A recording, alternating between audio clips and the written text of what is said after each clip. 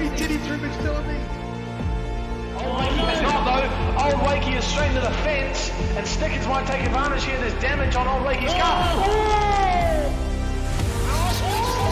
What is he doing? Oh boy!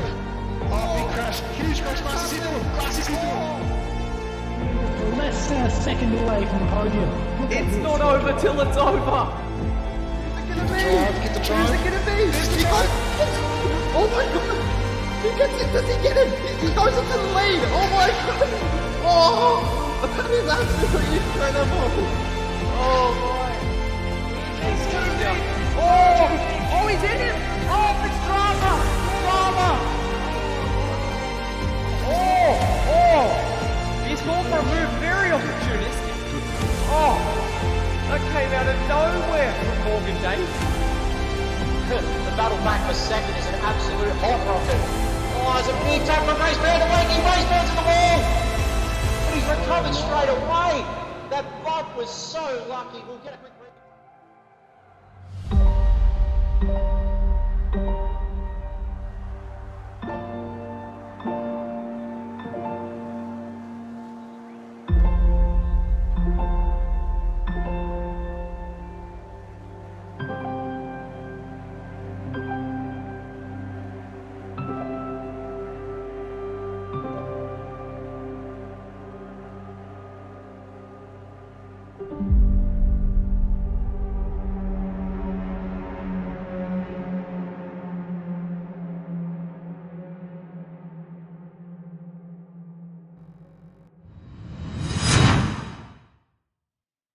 Good evening, ladies and gentlemen. Welcome back to Sector 1. It was a very, very long off-season, a long-awaited race, but we're here tonight for Nürburgring GP for our Group A, Round 1 of Season 7. 15 corners on this track. Looking forward to everything it has to offer tonight. My name is Lenocis, and joining me in the commentary box tonight is KarenUnleashed. How are we doing tonight, Karen? Hi. No, good evening, everybody. We're looking very, very forward to Season 7. It's been action-packed practicing. There's been a lot of special events, but now we get to the nitty-gritty. We're looking very much forward to Season 7. It's going to be our longest season ever, so strap yourselves in. Grab your popcorn if you haven't spilt it like Shaneski has yet. Sorry, Shaneski. We'll work on everything. And, yeah, strap yourselves in because I'm actually quite scared for tonight. I don't know what to expect, but looking at the chat, everyone's buzzing. There's a lot of banter going around already. We've heard a lot of shade thrown in the off-season in the new teams listings and the new drivers as well. A few drivers have made moves up and down the field, and ooh, boy, I'm excited. Let's get into it, eh? Yeah, we'll just jump across to the track map and check all the details out for tonight's race. So it is, of course, the Nürburgring GP layout. It's 15 turns, 5.148 kilometers. It's a 10-minute qualifying for both of our groups, followed by a 19-lap race. And the news is that there is rain. Rain is forecasted in both races, meaning the intermediate and wet tyre are both up for grabs in tonight's race. And with that, it means that the race is declared wet, and we will not have any mandatory tyre compounds. It's just whoever can pick the right compound to go to the end, and everybody is happy. So, the forecast for Division 3 is it's medium rain, followed by light rain, bit of more medium rain, and then light rain. And for Division 1, it's almost the opposite, I'd say. There's a bit of a dry patch about 10 minutes into it, but everything from there should be wet. But do not let that influence you in any way, because it is still random. We've seen it time and time again. The wind in Gran Turismo 7 has a massive impact on whether the rain will actually hit the track or not. So looking forward to this one in all of its glory. So I think everybody is ready to go. We're on time for this one, and I think Karen Unleashed has pushed the big red button. So I believe we're ready to go for Sector 1 Season 7. The first qualifying session. I just want to go through a little bit of housekeeping as well. So the weather has really thrown a spanner into the works, because for the first time we are going to be using the realistic method. So whatever the rain is in real life, or weather, whatever it is. For any track that has weather enabled, we will be using it. Not only that, though, we have got a few new teams entering and a few new drivers as well. I think there's 4 new drivers in Division 1 alone that you'll be seeing tonight. But there's a big movements and shakers across the 3rd division as well. So, for example, a couple of the guys that were in Division 2 last season that sort of struggled have been brought back to just get them a little bit more confidence and see how they go with guys that are ready to chomp at the bit. Dadson, of course, has moved up to Division 2. Our Division 3 prospector, champion. Also, 12 rounds this season, including the return of the fabled sprint and endurance rounds. We're looking very much forward to those. Each category, Group 3 and Group 4, will have one apiece of each event. We'll also have our special events, and we'll get those sorted very, very shortly. A couple of big events for the community to enter as well. But for now, I reckon we did, as we see Shiza just go a little bit wide. We will see how these guys go in the wet conditions of the Nürburgring. Oh, somebody else in the background there went a little bit wide. It looked like Daz in the Deeds racing car, which a wonderful livery, might I add. Oh, thank you. Speaking of the livery as well, so a few of the guys in the field... That's Boybagum, he's gone off at the hairpin. Dunlop. So, a few of these guys tonight have got little alterations to their liveries in honour of Anzac Day, of course, coming up on Tuesday. Lest we forget, we will not forget them at all. And to celebrate, of course, a lot of guys have jumped on board, got their own little tributes on the cars. So, for example, the Deeds car is based on the Poppy for Anzac Day and Remembrance Day. Got the Anzac Reveal logos as well. I understand Red Mist has also done it. The Brocky 05 Racing guys have done it. There's a couple more, I think, that have also done it. I'm just not sure. Doghouse have got Poppy on the front of their car. Yeah, they do. So a couple of the guys really getting on board as we just see Killer's just gone up to the front of the queue. Looks like he wants to get underway early. Might just run through the field and see who's who, because there's a lot of big names in this one.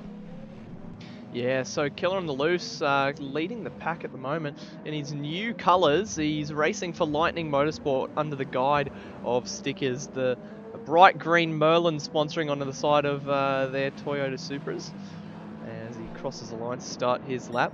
I believe he came 3rd in last season's championship for Division 3, and he's back once again sporting the Dadson colours, which might I add another brilliant livery. Dadson, they just keep popping these cars out season after season, and they look even better. Well, they look just as good every season. And once again, another stunner in the Mercedes. Stranger was the runner-up last season in Division 3, and his team Doghouse, they're running the Alpha this season, and he has the orange Alpha. And as we mentioned earlier, he's got the Poppy on the front of the car. They've gone back to their individual colours again this season as well, so I believe they've all gone the same colours as they had in those Aston Martins last season. Yeah, I believe so.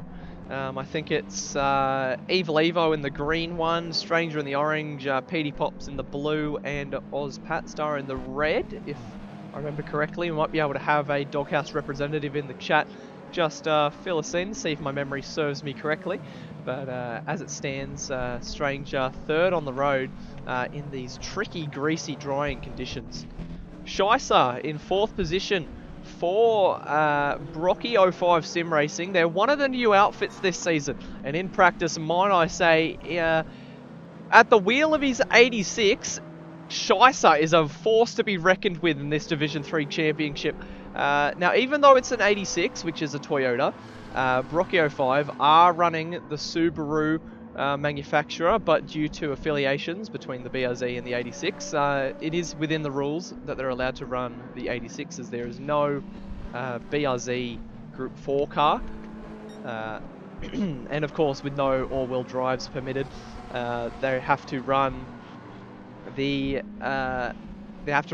86 as the only car you're allowed to when in Subaru as your manufacturer. Looking back to 5th position, it is Rex. He is the Division 4 reigning champion, and you can see on his windows, the window banner, it shows us that that signifies all the drivers who are reigning champions. And Rex is the one in this category sporting that. As we start to see some times coming through. Scheisser straight to the top of the pile. Wow. 800s. Boybegum, absolutely incredible time.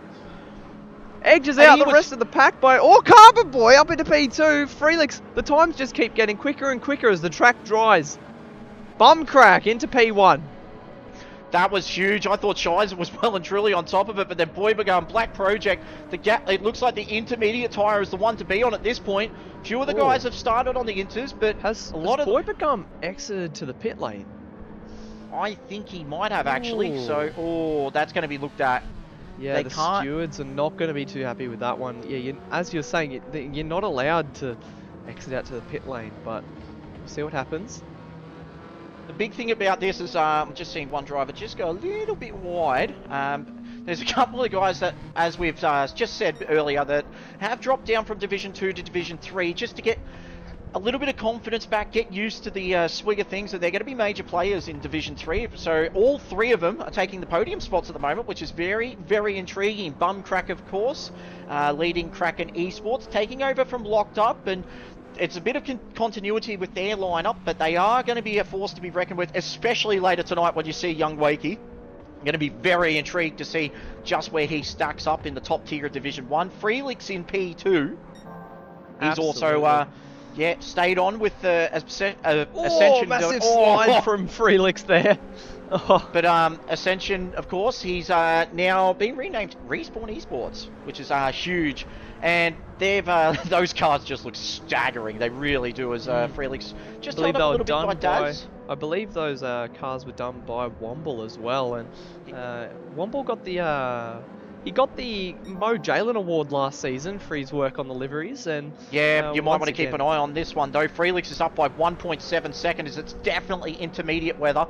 A few of the guys in the 86ers said earlier on in the week that as the track dries, it'll come to the Supra, and a lot of cars are just going to sort of fall back to the wayside a little bit. But we'll have to see as Killer goes back to the top of the pile. 217. Gur immediately improves by a second. Oh, Stranger into P3. That's Scheisser to P2. Looks like the track's starting to dry up just a little bit. As Rex finds himself in P8. As look at the grid, it's just chopping and changing the whole time.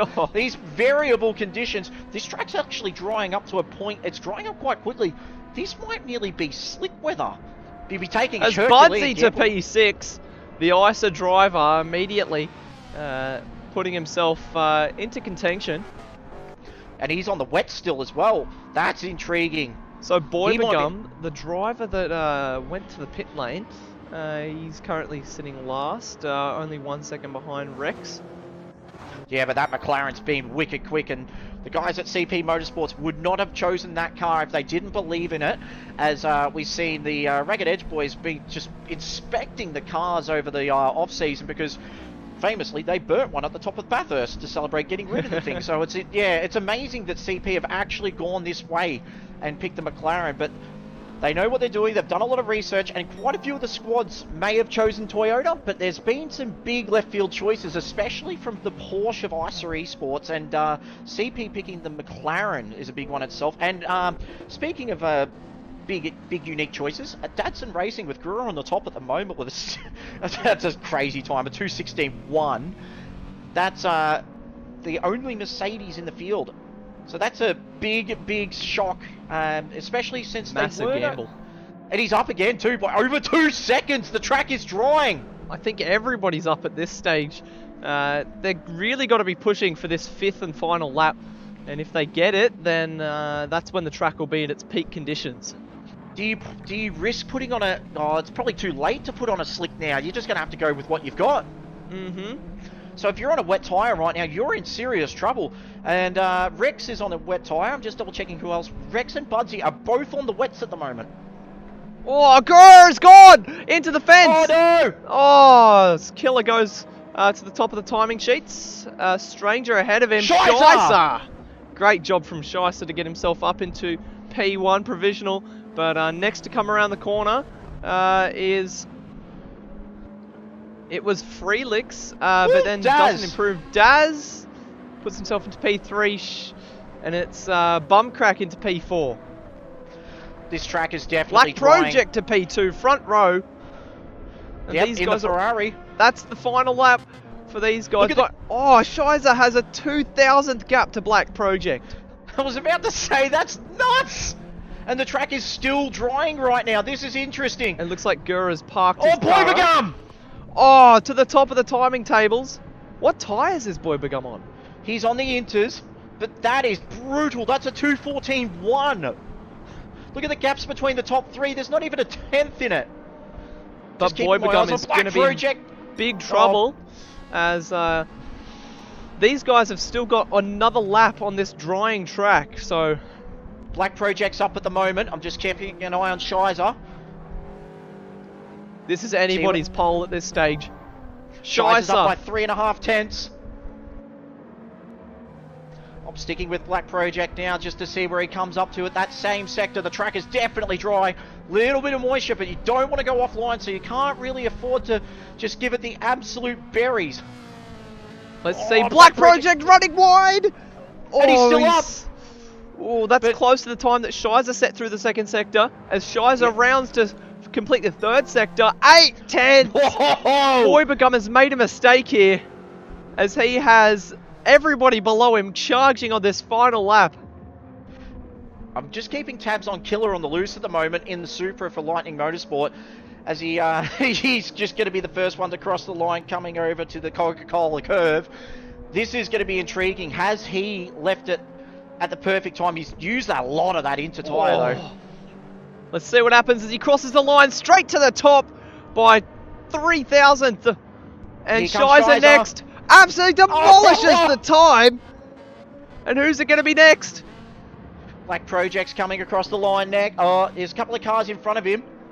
But that exit out of the Schumacher, not the Schumacher rest, the Dunlop Felix curve. to the top of the times. Let's see what Black Project can do. Only third. Wow. Next across the line is Daz. Doesn't improve, unfortunately. Carbonboy improves to 9th position there. Yeah, that's a big, big shock, and that that's is the qualifying end run and of done. qualifying there. Wow, so that's scary. Felix takes pole position by only less than 2 tenths against Shizer. Black Project P3, Killer on the loose P4, Boybagum, Daz, Bumcrack the Stranger. Wow.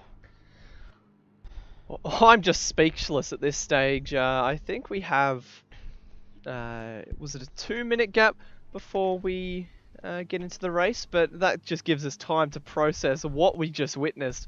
That was incredible. It is a Supra that ends up on pole position, an 86 alongside Shizer. Black Project P3 in his Ferrari. Killer on the loose, the second Supra in P4. Boybagum with a lot of speculation and a potential penalty in P5. Daz P6 in his 86 for Deeds. Bumcrack for Kraken in P7. Stranger in P8 for Doghouse. Carbonboy P9. Gur P10. And after all that, Gur only got P10. That spin on the second to last corner, I mean on the last corner, second to last lap, it really took a number on, it really took a number on his qualifying and ended up all the way so low.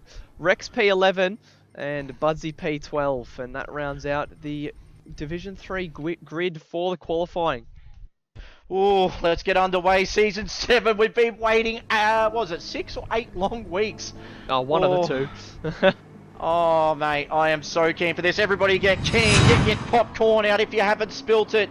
Get your drinks, get your food. Team owners are biting at the bit. There's been a lot of talk, a lot of banter over the season break, but now the talking stops, the action begins.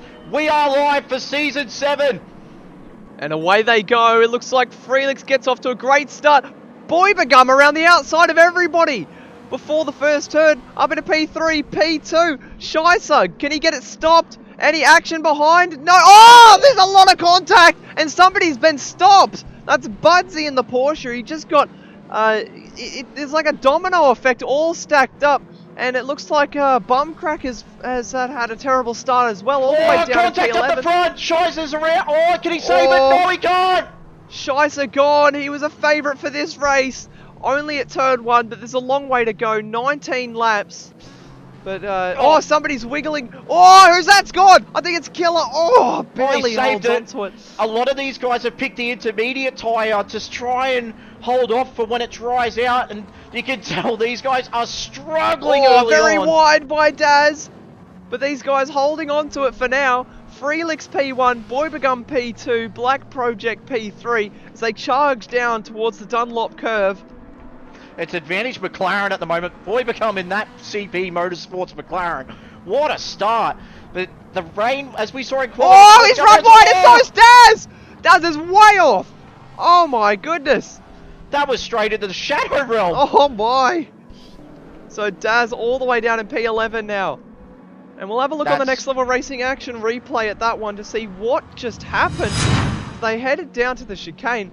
It looked like Daz, he just screwed up his braking marker and just aquaplaned straight off the track. It looked like it looked like the cheeseburger meme where it was like cheeseburger. That's essentially what it was. But oh my word. This is a war of attrition right now for these first 2 or 3 laps. These guys are in torrential conditions, and the big thing with Gran Turismo 7 is that even if you set it just to moderate rain, it's still completely random weather. So these guys are just completely blind in terms of their track knowledge. Freelix under a lot of pressure. Boybegum screws it up. Oh, Boybegum's gone. Oh no, that was terrible. Oh my goodness. That is not what you want on lap 1. And he goes all the way to the back of the pack. These guys are 3-4 wide coming into the last chicane. I mean, last corner of the track. Freelix still holding P1, but under a lot of pressure from Black Project and Stranger now. This is incredible stuff. Let's see what happens as they head down into turn 1. There is so much action happening on at the moment. Daz and Shizer were actually last and second last. Halfway through that first lap, they are now in the top 10. This is just absolutely brutal stuff as, when you look. Black Project going for the lead of the race. But he's struggling for grip. Freelix with the karting line around the outside holds his position as they come into the Mercedes-Benz arena. Black Project coming down from Division 2, and he's looking at home, especially Stranger very wide. Oh, there's contact at the back of the field. It's really bunching up. Oh, the track's starting to dry out. So these guys are going to start getting more and more confident. The intermediate tyres definitely going to start coming into their own here. We do have a couple of question of when do you pit for the slicks? When is that track dry enough for these guys to be able to handle it? And who will be brave enough to take that first gamble? Because as soon as the first person dives in, everybody else is going to dive in as well. The big thing at the moment is the fact that there's only one wet weather tyre runner, and unfortunately for the Red Mist boys, especially Womble, who's been very excited to see Rex go. Rex is the one on the wet tyre. He will be struggling. Yeah, absolutely. Oh, I'm having heart palpitations right now. Holy jeez, what a start to Season 7 this is. Yeah, just to recap as well, we'll go have a look at the Division 3 forecast, which if you have forgotten, it is supposed to be torrential or downpour rain until around lap 5, where it'll change towards lighter rain before getting a slightly heavier again, and then into the light stuff to finish it off. But at the moment, there's no rainfall on the circuit. Well, speaking of light rain and everything going on around them, Black Project now has started to build a bit of a lead. He's got that tail of the Ferrari waggling, but he's able to control it brilliantly. As a bit further down, looking at Shizer, who's split the pack. He got through the inside of bum crack at NGK. Goodness. They're 2 by 2 by 2. And Shizer's on a comeback. This 86 is really loving these mixed conditions. Daz is just struggling a little bit out of the 386s running tonight, but Carbonboy and Shizer having much better luck at this stage. And that gap really between... see that dry line on the track as well now as they head into the first turn to start the third lap. And oh, Shizer running wide. What do you do here if you're one of these guys further back that needs to take a risk? As there's just, what do you do? Because the track is starting to dry out. Do you just say, well, F it and go for it and put on the slicks at this point because it is changeable, or do you just decide to stick with it and just wait for drivers to make mistakes? This is key here. This very critical point of the race. Yeah, absolutely. So what's the moisture meter actually doing at the moment? And what are the conditions like on track? So there is... Oh, there is a bit of- Stranger gone wide! Oh, that's going to lose him a lot of time. Back into the clutches of his brother, Gur. There is a bit of a dry line starting to form at the moment. It is changeable. You could look at maybe going onto the slick tyre, but it's not quite dry enough in certain sections of the track. At the Dunlop curve, for example, on the apex, it is still bone wet there. And if you're going to go onto a slick tyre at this point, you're probably going to want to avoid taking the curbs. And you do need to take the curbs at places like the Schumacher S, because it just opens up that chicane a little bit. So you can take the risk on the slick tyre at this point, but you're going to be wanting to be on train tracks. And even then, if you make up positions, you're going to have to come off that dry line. Yeah, absolutely. As Freelix pressuring Black Project now it was 4/10, but it's popped back up to 6/10 real quickly. Yeah, as it's drying, the Supra's starting to get a little bit more of a advantage over the Ferrari. The Ferrari, of course, has been fantastic in these changeable conditions. Black Project just looks at home in it. Even with the rear sliding, he's still able to just look after it and hold on. Yeah, we know a couple of people have sneezed at Blacklight's decision to go with the Ferrari, but at the moment, they're proving exactly why they've made this decision. As Freelix sets the fastest lap of the race with a 2:16.392. Ooh, we've had our first person blink in the pits. Daz is coming in on lap 3. Oh, so I'll keep an eye on what he's going to go on, and I am one very, very nervous team owner here, I'm not going to lie. But this is interesting because if it means that he's taking his pit stop early, he'll get a free air, and not only that, he'll be able to just concentrate on his own rhythm. When these guys start to wear out their tyres, which they will, it's going to be on. As Budsy and Rex down the field, they've both pitted as well, by the looks of things. Oh. As Budsy goes up the inside of Rex, our reigning Division 4 champion. He gets it done as well. Brilliant move as they go through the Mercedes arena. Yeah, something a little bit... Oh, Daz has spun coming out of the pit lane! Oh, no, that's disaster! It's still way too wet coming out of the pit lane. Yep, and he's... Picked up a 3-second he's going to be an angry little... troubles as well. Yeah, he's going to be a very angry little hot pocket about that one. Oh, dear. As he has to be so cautious as the car is aquaplaning wide. It may have been one lap too early for Daz. Well, the big thing is he has gone onto the slick tyres, so now we know that coming out of the pits, you are going to have to be absolutely so careful. Not only that, he's going to have to be very, very cautious because those tyres are going to need time to warm up. Well, that's something else. It seems like the tyre model at the moment, tyre wear depends entirely on the tyre temperature. And being on a greasy circuit, your tyres don't tend to wear at all when they're slightly cooler. So I've seen some people do stints of up to 16 laps on a pair of softs. But just checking on Daz at the moment on the racing soft, this track is starting to dry quite significantly. So if Daz can serve this 3-second penalty and these guys don't pit for a few laps, he could really make some serious ground still here. This is going to be intriguing to watch. Still a little bit damp at the Schumacher S, of course, but we'll just keep our eyes on this because even though he's 41 seconds behind Rex with the spin and the 3-second penalty he's got to serve, Rex is still on a wet tyre.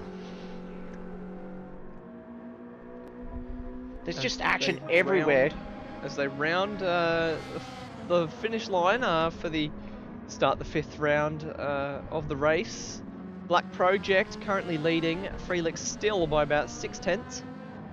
That Ferrari is very, very light on its tyres. It's hardly used any tyre life at all. Freelix in the Supra has actually used about a quarter of his tyre life at this point. And it's even better tyre life itself is the Alpha of the Stranger. So as the track starts to dry a little bit and tyres just start to come to the fore a bit more, Freelix could be in a spot of bother here. And that seems to be the Supra's one weakness at this point. Bit of a wiggle from Scheisser in the background there. Yeah, it's looking just looking up and down the field at the moment, and it just seems that yeah, a lot of these guys is just the Supras is just struggling a little bit more on grip than the others around them. Keeping the tabs on the fuel side of things, though, it looks like the best driver on the field in terms of fuel is actually Budsy sitting in P10. And then it's just a couple of guys not far behind him, including our race leader, Black Project. Daz has gone again. Oh no. Oh no. So that's that wet line. It's just really hampering him. It seems to be. It's definitely drying. Just It's being well able and to truly- stick that car on that dry line seems to be the issue for Daz. At the moment, the moisture meter is saying it's like just freshly mowed and wet in Kikuyu. So it's not too bad, that dry line, but once you come off it, you're off into the weeds. Let's just see what happens as these guys, our leaders, Black Project and Freelix, as they round the chicane for the 5th time and see if they peel off into the pits. No, Black Project stays out, and so does Freelix. Oh, this battle between the pits. This battle between Killer and Greer, I don't think either of them are coming into the pits at this point. Coming into Coca-Cola curve now, Killer is all over the back of Greer, and he made a lot of time up through NGK. As they start the 6th lap, Black Project with the fastest lap at the moment at 2:13.3. Bumcrack and Budsy are both in the pits now. Budsy's fuel advantage definitely coming in handy at this point. Just comparing lap times at the moment with Daz, we can't really get an evocative time of what the Slick is doing compared to the intermediate, as Daz has gone again! Oh no. But the big thing was, he was 3 seconds up on his best time, so 2:22 is what he'd be aiming at. As Budsy's got a 3-second penalty, and he's spun as well! So it's still way too wet on the corner. They have to be so careful coming out of the pit lane, and Bumcrack's got a penalty. Oh no! Oh, So Bumcrack spun it. Oh, 6-second penalty! Oh my! Bumcrack! So it's definitely too wet for Slicks coming out of that pit lane. Oh. If I was these guys, I wouldn't be using any accelerator at all if I wasn't on the dry line. As Budsy is stuck down at turn 1. Can't get the car straight. He finally gets his foot down and continues on. This big issue though, if you're coming out of the pit lane, you're going to have to think about it before you come in, because I don't even know if the traction control turned all the way up is going to be helpful. Especially when it's so wet on the exit of the pits. Yeah, the question is, when do you peel in? It's for these guys to decide. Black Project is 2nd up on his personal best time. Freelix is dropping back about... He's edged a 5-second gap now. So Black Project in these changeable conditions seems to be absolutely incredible within his Ferrari. Let's see. I'll tell you the big difference right now. Big difference right now. Black Project still has absolutely beautiful tyres. He hasn't even used 75% of them. In terms of Freelix, who's coming into the pits now, in.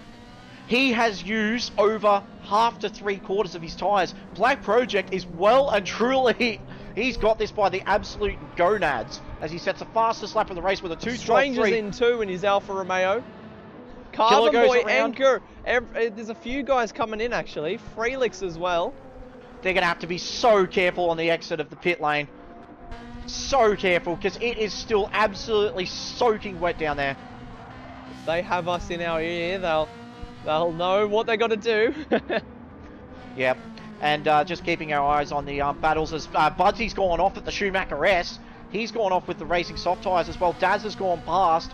Daz is starting to just make a little bit of inroads on these guys. He started 20 seconds behind Budsy, and is now, after that spin, he's well and truly ahead, but he's started to eat time out of Bumcrack. He's actually well and truly up on his fastest lap of the, so far of the race. As Bumcrack has served his 6-second penalty. Stranger's gone around at the pits! Oh no. And Carbonboy's crossed as well, so it looks like GT7, these guys in terms of coming out of the pits. Rex is gone too. Oh, he's parked in the middle of the straight, the quickest part of the circuit. Yep, the track is still half wet at the exit, and the problem is Gran Turismo, as a result of it putting its foot down, because you can't control it through the pits and coming out. The problem is that these guys are slipping straight off the exit of the pit lane. So is the best bet for Black Project to stay out until he can confidently get the power down coming out of the pit lane? I reckon if you're going to come out, you're going to have to come out on inters. The track is drying, yes, but the big thing about it is that pit exit is costing a lot of these guys. It's still well and truly soaking wet. It's probably too wet for slicks on that exit. But the track is drying up so much that it's sort of damned if you do, damned if you don't, because if you come out on the intermediate tyre, you're going to have to be quick, but you've got to make it last, and the track is, well, the racing line right now, the track is pretty much dry. So, As what Black do you do? Project goes around again.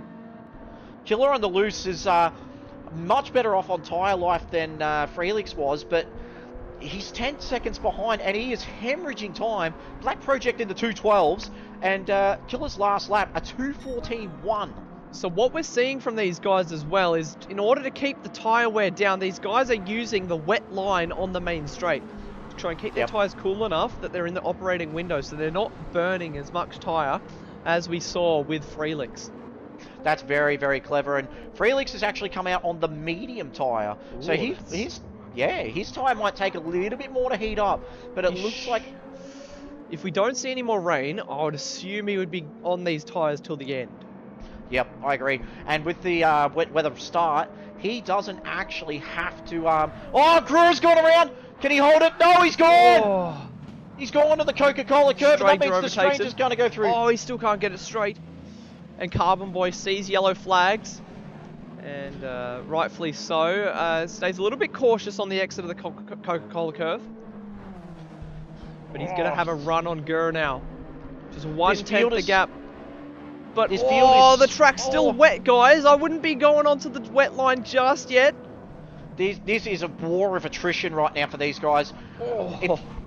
What do you do if you're the top four? Because if you look at Boybegum, he's got a lot of pace on Shizer. Someone had spun up. I think that's Budsies, who's spun off at the Schumacher S again.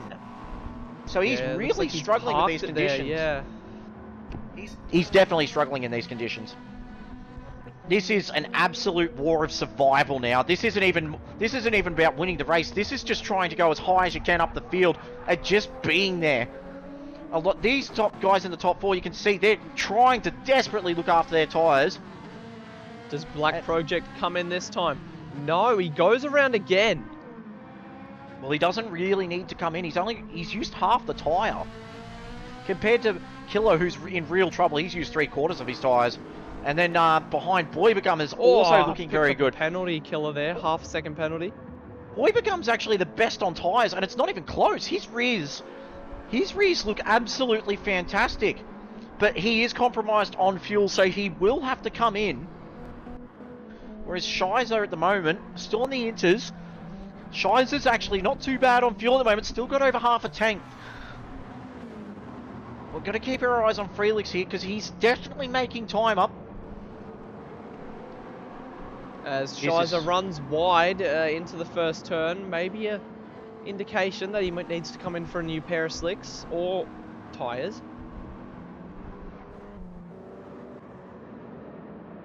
As Felix, the highest runner on the soft... Yeah, Felix is on soft or mediums? Felix is on the medium tyre. Medium tyre. So, the highest runner on the mediums. The pit stop time, when you put in the fuel, it's about 30-35 seconds. So Felix is still going to be about 5 seconds behind Black Project if Black Project were to pit now. But let's see what he can do. Keeping tabs on the weather side of things at the moment. The track has dried out. It doesn't look like there's any rain at the moment. It's still clouding over quite significantly at the moment, so we will wait and see what happens in terms of the last 10 laps. Anything could happen at this stage. And, well, Black Project is 12 seconds ahead at the moment. That Ferrari's just dancing in these mixed conditions. And looks like Blacklight might have pulled a master stroke here. Still a little bit wet off the curbs at this point. It's very, very tricky and treacherous conditions. And for a lot of these guys, they're going to be struggling to make it to the end. Boybegum has got Killer on the loose in front of him. Boybegum's actually going to take second here as Killer serves the penalty. Boybegum goes round the outside. That was beautifully done. Clearing before they get to NGK. Just had that outside line through Advent Bogan and just made it happen. Shizer now up to P4, and Shizer's still on the inters as well, and Shizer pulls in. He's in. This is going to be interesting. So we'll just see how Felix is going at the moment. He's made up 4 seconds in the last lap at the moment. And Felix, he did set the fastest lap of the race. He's got a 2:10.3, so it's definitely slick weather once you get those tyres up to temp. But the problem with that in itself is the pit exit. Do you take the well, these guys in the top 4 are going to have to. Well, this lap alone, Felix has gained 5 seconds on Black Project. So if I was Black Project, you got to be in sooner or later.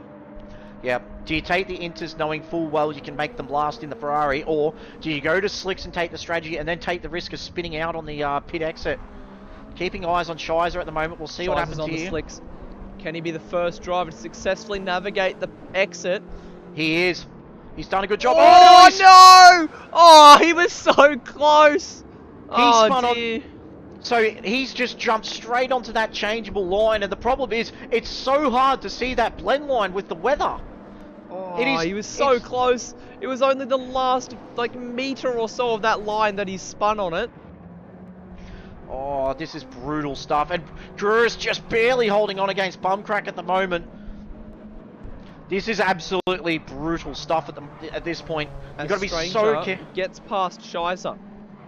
You've got to be so careful of that blend line, but the problem is as soon as you come in off that blend line, you're hitting dry the dry part of the track, and you got wet tyres. So wet cold tyres into turn 1. Oh boy, these guys are. This is just an absolute. Yeah, this is tough. If you're Black Project, you've got to pit this lap. He's already lost 8 seconds to Felix. Let's see what happens. Will he duck in? Yes, he does. He ducks in. He's done a great job this first half of the race, but now comes the absolute war of attrition. He could have the exact same issue with the pit exit. So I'm going to keep an eyes on what he actually puts on. Funny enough, Daz has actually got the fastest lap of the race with a 2:07. That's my boy. And he was the first one on the soft, so he's got those temps up, and he's just, as the track's starting to dry out more and more, it just seems Daz is starting to get more and more confident. Boybagum has used a lot more fuel than the guys around him. 9% left in the tank compared to the 30 and 37 that Killer and Black Project have. But he's better on tyre life, so that bodes well for the rest of the race. So Felix looks like he's going to come out ahead. Black Project! Oh dear, this is going to be close. He's not able to put the power down. Oh, and it looks like Felix is going to get him. Oh, Aquaplane! Oh, there's contact! Oh, that's Black not... Project addresses it. He's conceded the position. Yeah, that's good stuff from Felix. There's no way he was getting that car stopped. And if you're Black Project right now, you've got to give time for the tyres to heat up. There's still time on your side to make a move. He has come out on the soft, but not only that, he has just done laps on the intermediates, and these will feel like super glue compared to the tyres he's just put off the car. Boybagum's come out of the pits as well. Looks like he's okay. Just keeping an eye on who it was that also pitted with them. It was Shizer.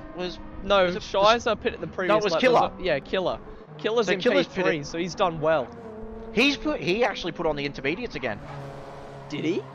He did. Oh wow, that's a massive call to make. When you have drivers breathing down your neck.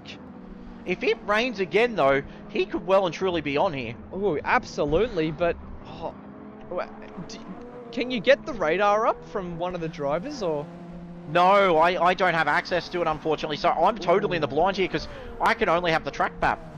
So we'll pull up the forecast once again, and we'll just have a look. So we're in lap 11 now, which on the graphic says we should be experiencing light rain from now on, but it's whether that hits or not. Oh, Killer through the Schumacher S, and the Stranger has already chopped off 2 seconds. Stranger's going to have a look up the inside in the Alfa Romeo. It's just so light and so quick on its feet. Stranger gets it done. The slicks, the intermediates are just no match for the slicks. Yeah, and watch him out of the exit of Warsteiner here. He's just going to go. He's up by 1.5 seconds on his best lap as the Stranger. Felix at the moment still holding station. He's just under a second ahead. That Super in a straight line is going to be a bullet.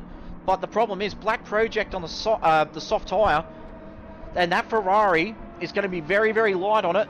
This race ain't over yet, not by the length of the Flemington Straight. The medium tyre, Felix has used quite a bit of that already. Oh, Whereas Killer's Black at a moment. Killer was behind Stranger. Oh no, never mind. He's just... No, he's gone wide though, and Boybegum's going to say thank you very much. That is my position as they go down. They're going to fight all the way to the Haukaken. As the Macca up into P4. But can he hold on to the position? That's the big question. As they slam onto the brakes coming into the first turn. Yep, that's job done. Killer's struggling on those intermediates. He's actually burned through quite a bit of it already. So this might have just backfired on him. As Shizer goes into P6. Gruer's gone very, very wide. Daz still holding the fastest lap of the race at the moment with a 2:06.9. So Daz has a lot of pace, although being the last driver on track. So I think we've actually lost a driver as well. I believe Budsy has I think exited out. Budsy's ECU issues have well and truly caught up with him, because that Porsche hit the wall of Schumacher S 3 times, and that Porsche looks like it's yeah, definitely sitting in the garage now. It's well and truly written off that front end of the Cayman. These conditions though, this is what separates the good from the great drivers, and it's all about how you can handle these changeable. These conditions are completely foreign to a lot of these guys. Most of these guys over the years in Sector 1 will have just raced in dry conditions. We saw one wet race last year, or last season, sorry, and that was the these guys in Autopolis, and it threw a spanner in the works for the entire grid. So what do you do if you're one of these guys that are sort of just not confident in the rain? Do you just sort of live to fight another day, or do you just take a big risk and go for it? We've seen that these big risks don't pay off as well, but they can be rewarding. We saw Shizer down, for example, well down in I think it was P11 at one stage, and he's fallen all the way back up to 6th in the Rocky 05 Sim Racing 86. Yeah, Shizer, he got spun up at turn 2 coming into the Mercedes arena, and because of the carnage that we saw for the first few laps, he was able to fight his way back through the pack.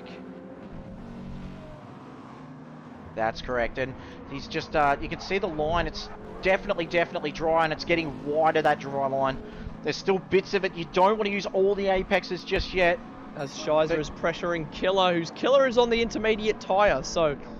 And Shizer's following him on the wet line, so these tyres for Shizer, I'm not sure that was the right move, but he's going to have a look up the inside. Oh, he almost thought about it. But he went onto the wet side to keep the slipstream, and I think he would have been okay just staying in the dry line, keeping those tyres hot, and making the move up the inside. Absolutely, and we see Gur and Bumcrack just behind them. So Killer is about to have a massive dilemma on his hands. As Shizer gets it up the inside of Killer, as he edges in front slightly. There's one more guy that's actually looking to join this battle at this point. Carbonboy, he may be a P9 at the moment, but if anything goes wrong with these guys ahead of him, he's well and truly on for a top 5 spot. Absolutely, we have a massive battle pack forming here from 5th down to 9th. A lot of people for the Toyota side picked the Supra over the 86, but I think this round has given us its one big weakness, its tyre life, because it looks like Bumcrack's just not as comfortable in terms of the tyres at the moment. He did pit later. Killer, of course, on the intermediates, definitely struggling. And Freelix at the moment, he may be in front, but he's not letting Black Project go. And not only that, his tyres look absolutely woeful. Black Project's been on those tyres for quite a while now, and those tyres still look absolutely brilliant. Yeah, I mean, as we were saying earlier, it's just about those greasy conditions, whether you're on the wet line or the dry line. The cooler those tyres are, the less they'll wear. This is going to be an intriguing finish, because there's 5 laps left of this race. Freelix is on the medium, but he has used up at least, I'd say, about a third of the mediums, but he's pushing quite hard at the moment to keep Black Project behind him. Black Project's tyres look just, they're impeccable. Compared to the rest of the field around him, he is on a whole new level on those tyres. Just keeping tabs on Shizer at the moment, P5. He's also cooling down those softs as well, so he's concerned about the tyre life. looking a bit further back though. Look at this pump crack. Rex, Killer, Carbonboy. Oh, Oh, this Rex is gonna into get the mix risky. as well now. This is tense. Oh, Oh, oh, there was a little bit of a bump oh, and massive barge. contact between Rex and Carbonboy. These boys are fighting for the last skittle in the bag, and it's getting dicey, even down in the lower positions. Bum crack goes through. Rex is going to make his way through here. Oh, Killer and Rex, door to door. And Carbonboy might just have a little sniff at this as well. Up Yes, the Carbonboy inside. is going to get it through. He's going to make 2 positions in 1 corner. Great move from Carbonboy, up into P8 now. But Killer, does he have a reply? No, he doesn't. And Rex is going to go all the way around the outside of Killer. Coming into the forward curve. Oh, Rex has gone Rex wide. has gone wide. Oh, Jinx, you owe me a Coke. Killer retakes 9th position. These guys are fighting so much right now that Daz, who's actually still good on tyres, his tyres are actually similar to Felix's. He's been on them longer, and like much longer, and not only that, he is chomping down that gap, so this isn't over for Daz yet. He can still salvage a result, but Killer's in real trouble here. He's used 2/3 of those intermediates already, so the intermediate strategy has really not paid off for him. Oh, as he throws gravel all over the circuit. Just, and he gets a penalty for his troubles. This is it.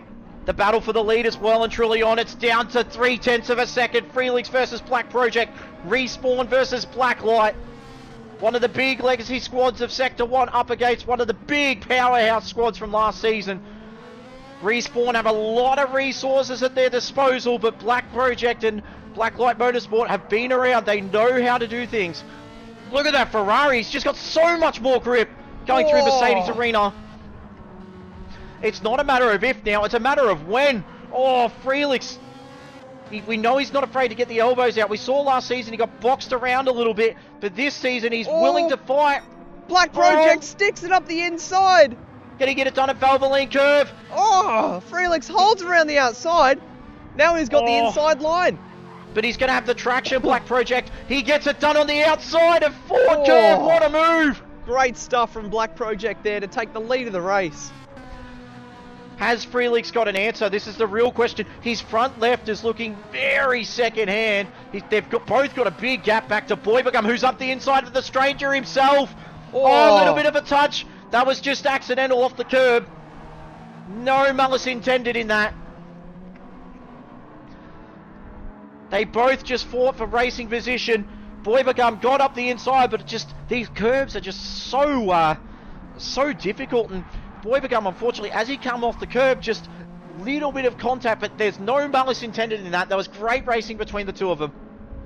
Absolutely. And Shizer up to P5 now, and it looks like Killer's woes continuing. He's got a half-second penalty, and Daz has pitted again. So that's a bold call from Daz. Yeah, well, Daz pit extremely early in the race for those slick tyres, so I'm sure they were hurting. Yep, and he may be 36 seconds behind now, but I think by the time the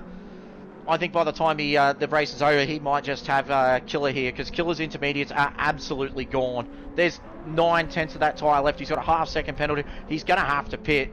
Daz already has only done about 4 or 5 corners, and it's absolutely tearing time out of him.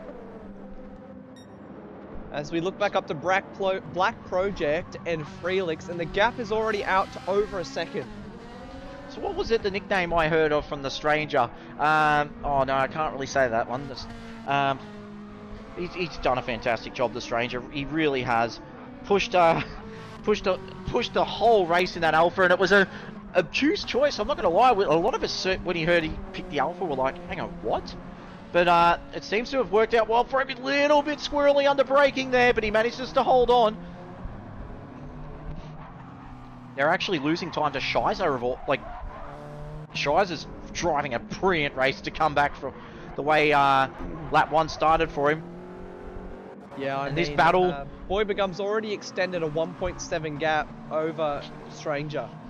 Killer's in, and that gap over it's not even been half a lap, has 6 seconds changed already between Daz and Killer. I mean, considering Killer came out of the pit lane in 3rd position, to think if he put the slicks on, he could be on for a podium, but unfortunately, back into the garage to put some slick tyres on, you would assume. Oh, yeah, I was going to say, if he came out on intermediates again, and Daz, it looks like he's going to get him. It's going to be a close one. Yeah, but Killer's coming out on absolutely cold tyres. So we keep our eyes on. The Stranger's just starting to... The gap's just starting to hold station a little bit between himself and Boybegum. This is very, very intriguing stuff. Shies is just catching them just bit by bit, but it's not really enough of a gap. It's more this battle between Gur, Bumcrack, and Rex. Carbonboy must have had a moment because he's dropped well and truly off the back of that battle pack. He's, 12 seconds behind, so he's had a big moment. And then you got the battle between Killer and Daz, which is actually the closest battle in the field right now. Absolutely. I mean, even for the last position, these guys are still battling at hammer and tongs. Yeah. They'll fight for the last sausage in the pack if they get half a sniff of it. Oh, Freelix has just run wide a little bit, but that might be it. Those mediums are definitely second hand, though. Well, honestly, probably more third hand. Whereas Black Project, he's barely used a quarter of that tyre, so looks like a shrewd pick from Blacklight Motorsport to pick the Ferrari. Tyre life on it is absolutely just sparkling compared to the rest of the field. He's actually on for the fastest lap of the race here, Black Project. He's up on Boybegum's well, Rex has just now set the fastest lap of the race, 2:05.4. Visually, the track looks pretty much dry now. There's no sort of merge between the dry line or the wet line anymore. It seems to just be completely dry. Yeah, but the curbs have still got a little bit of water left on them. Just depends on where you go. The Schumacher S, it's still a little bit how you're going there. Some of these guys are going to be pretty gutted about that 3-second penalty on the pit lane exit. That's not going to be a happy talking point for a lot of the field, but it's yeah, just been chaos for a few of these guys further back that thought they might be a bit further up. Especially Gur, because being one of the leaders of the championship last season, finding yourself down in P6, it isn't the greatest start to the season that you would want.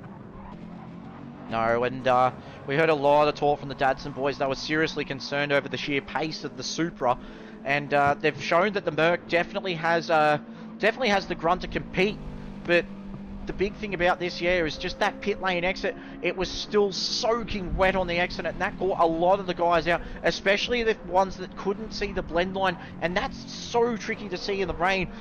It's so difficult to get that one right, as Bumcrack is all under well, he's under Hellfire, and Brimstone here from Rex, our Division 4 champion, on the exit. Who, by the way, is on an absolute charge. He found himself at the back of the pack in qualifying and finding himself in P8, potentially getting in for a P7 and maybe even a P6 finish. Not only that, he started on the wet tyre, and he was the only one in the field that did that. So let's see what happens. Only 7 tenths behind Bumcrack now.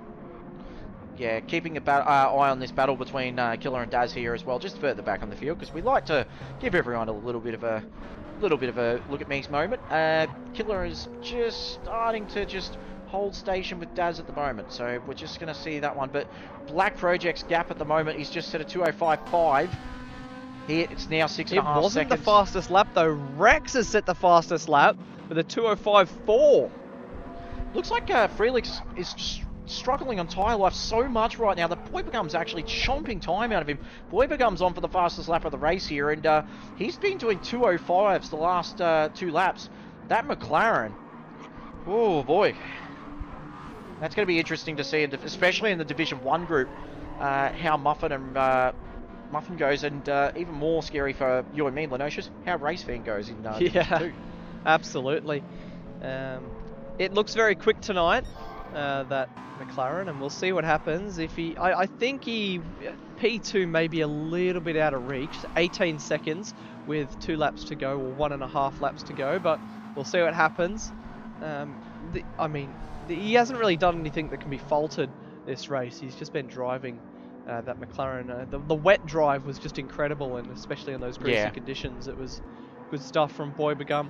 And it seems like the MR cars just being able to handle the greasy conditions just a little bit more than the FR cars, and especially with the tyre wear and those slightly wet conditions. Black Project's just set the fastest lap as he starts the final lap with a 2:04.8. gap is now 9 seconds. Felix is, yeah, definitely in struggle street. He's 4 seconds slower that last lap on the medium tyre. He's probably thankful, to be honest, that he's not on the soft, because the soft, he'd be in serious, serious trouble. Boy Become in P3, and Boy Become's laps are just very, very strong. That McLaren's, that's the first time he's been on the sixes for a little bit. And the Stranger just 4 seconds behind. That Alpha just struggled a little bit in dry, but how good was it in the wet? Not only that, its tyre life looks real strong, and Shizer in P5. Oh, he's going to be a candidate for the Womble Award, I think, here, which is our newly, our newly renamed driver of the day, of course, in honour of the man himself, Womble, who voted himself driver of the day on pretty much every occasion and some last season. As we are just seeing Black Project now, he's just coming up to Dunlop Curve. That Ferrari. If we have more wet dry races like this, that Ferrari is going to be very, very hard to beat. And the party piece of it being its tyres, that late race pace, like the late stint pace that he's going to have over everybody else, Blacklight might have just pulled an absolute rabbit out of the hat, but we will wait and see. There's still plenty of big tracks to come. Being the main class of track that we have on our calendar this season, these circuit tracks, I wouldn't be surprised if the Ferrari, if it performs as well as it has in this race throughout the season, then it's going to be a very good pick, as he's got 2 corners to go, Black Project, before, I believe, well, the first win of the season. It's going to go to Blacklight in the Ammo Ferrari, as he rounds the final corner now. You can see Good Doc and the rest of the Blacklight team up on the pit wall there, as he flashes his headlights and goes real slow past the finish line. And that concludes the race for Black Project, P1. And rounding the corner, a brilliant drive as well for this man here for Respawn Esports in the Toyota Supra. Felix takes P2. Boy Begum under pressure from Stranger as he rounds the final corner. And he will cross the line in P3. A magnificent debut in Sector 1 for one of Sector 1's greatest teams, CP Motorsports. Boy Begum takes 3rd. Stranger in 4th. The fastest lap as well. Will take P5. So Stranger will take the extra point as well. That's huge. Wow. As Gurr rounds the final corner, just 7/10 back to Bumcrack. Takes P6, Bumcrack P7. Rex will take P8. The reigning Division 4 championship, the 098, will cross the line.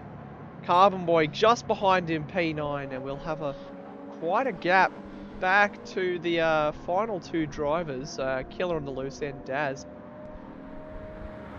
Oh, Jesus. That was crazy. That race, I tell you what, this is going to be a very, very popular victory for not only Blacklight and for Black Project himself, all of Sector 1. We know that Blacklight, one of the beloved squads of Sector 1, one of the legacy squads. That'll be a big, big confidence booster for the rest of the team, especially for round 1. And that's going to be a big confidence booster for Black Project himself, who's been around the Division 2 title area for quite a while. But yeah, he's done very, very well here. He'll be absolutely chuffed with that result. So congratulations to Black Project.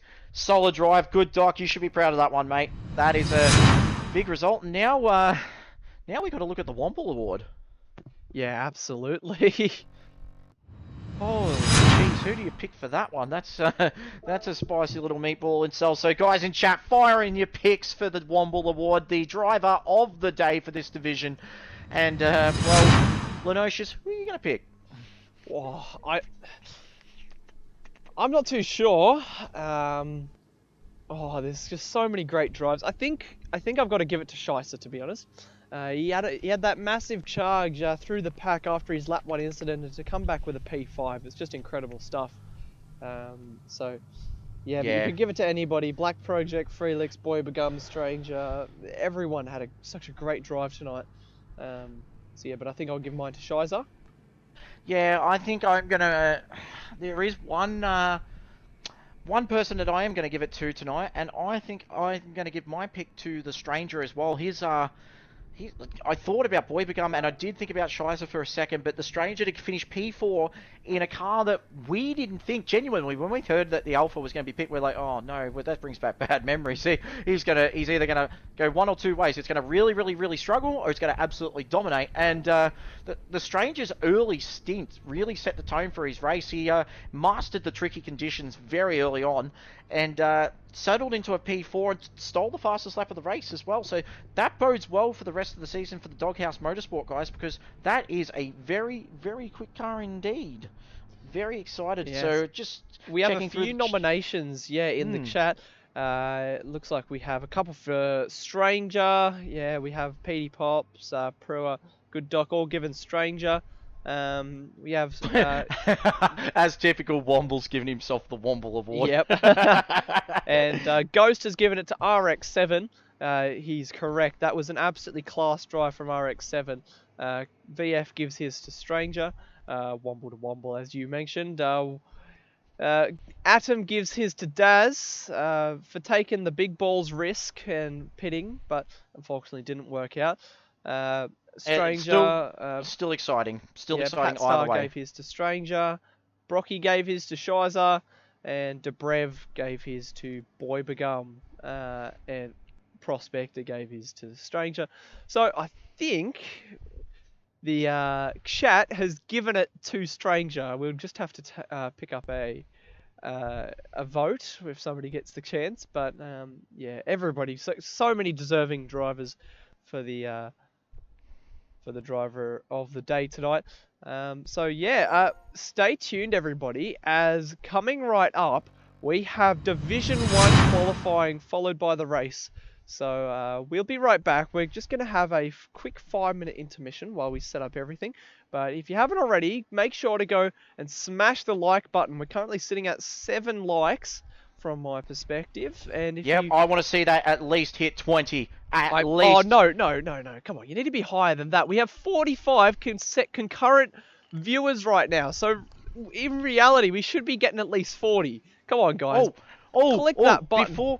Before you go, actually, on this intermission break, we've got a big announcement. We've hit 500 subscribers on YouTube, ladies and gentlemen.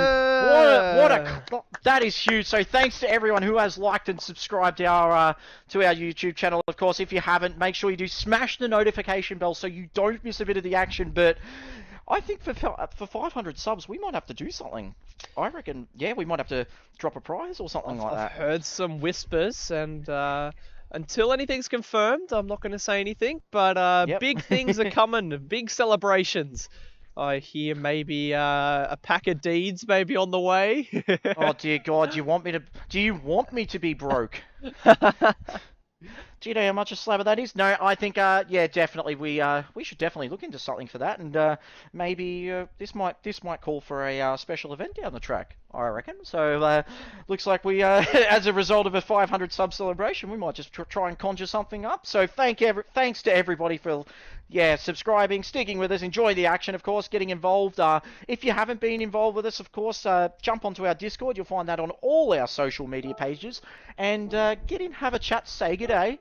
And the action's been flowing over the preseason and through tonight, of course. Great banter, great chats all around. So stay tuned, ladies and gentlemen, for Division 1, because this group now, the title is vacant. Distinct Andrew, he's off trying new things at the moment. We do wish him well, our last champion for Division 1. And arguably, I say arguably because there's a lot of guys with big egos in this division, arguably the best driver in Australia on Gran Turismo. So, the title's wide open. There's so many drivers that could win it. So let's get stuck into it. But stay tuned, just guys. After the 5-minute intermission. Can't forget that part. So we'll be right back, guys. Stay tuned. Don't go anywhere, because if you even as much as scratch your eyes, you're going to miss the huge action that's coming up next in our Division 1 race. So catch you guys.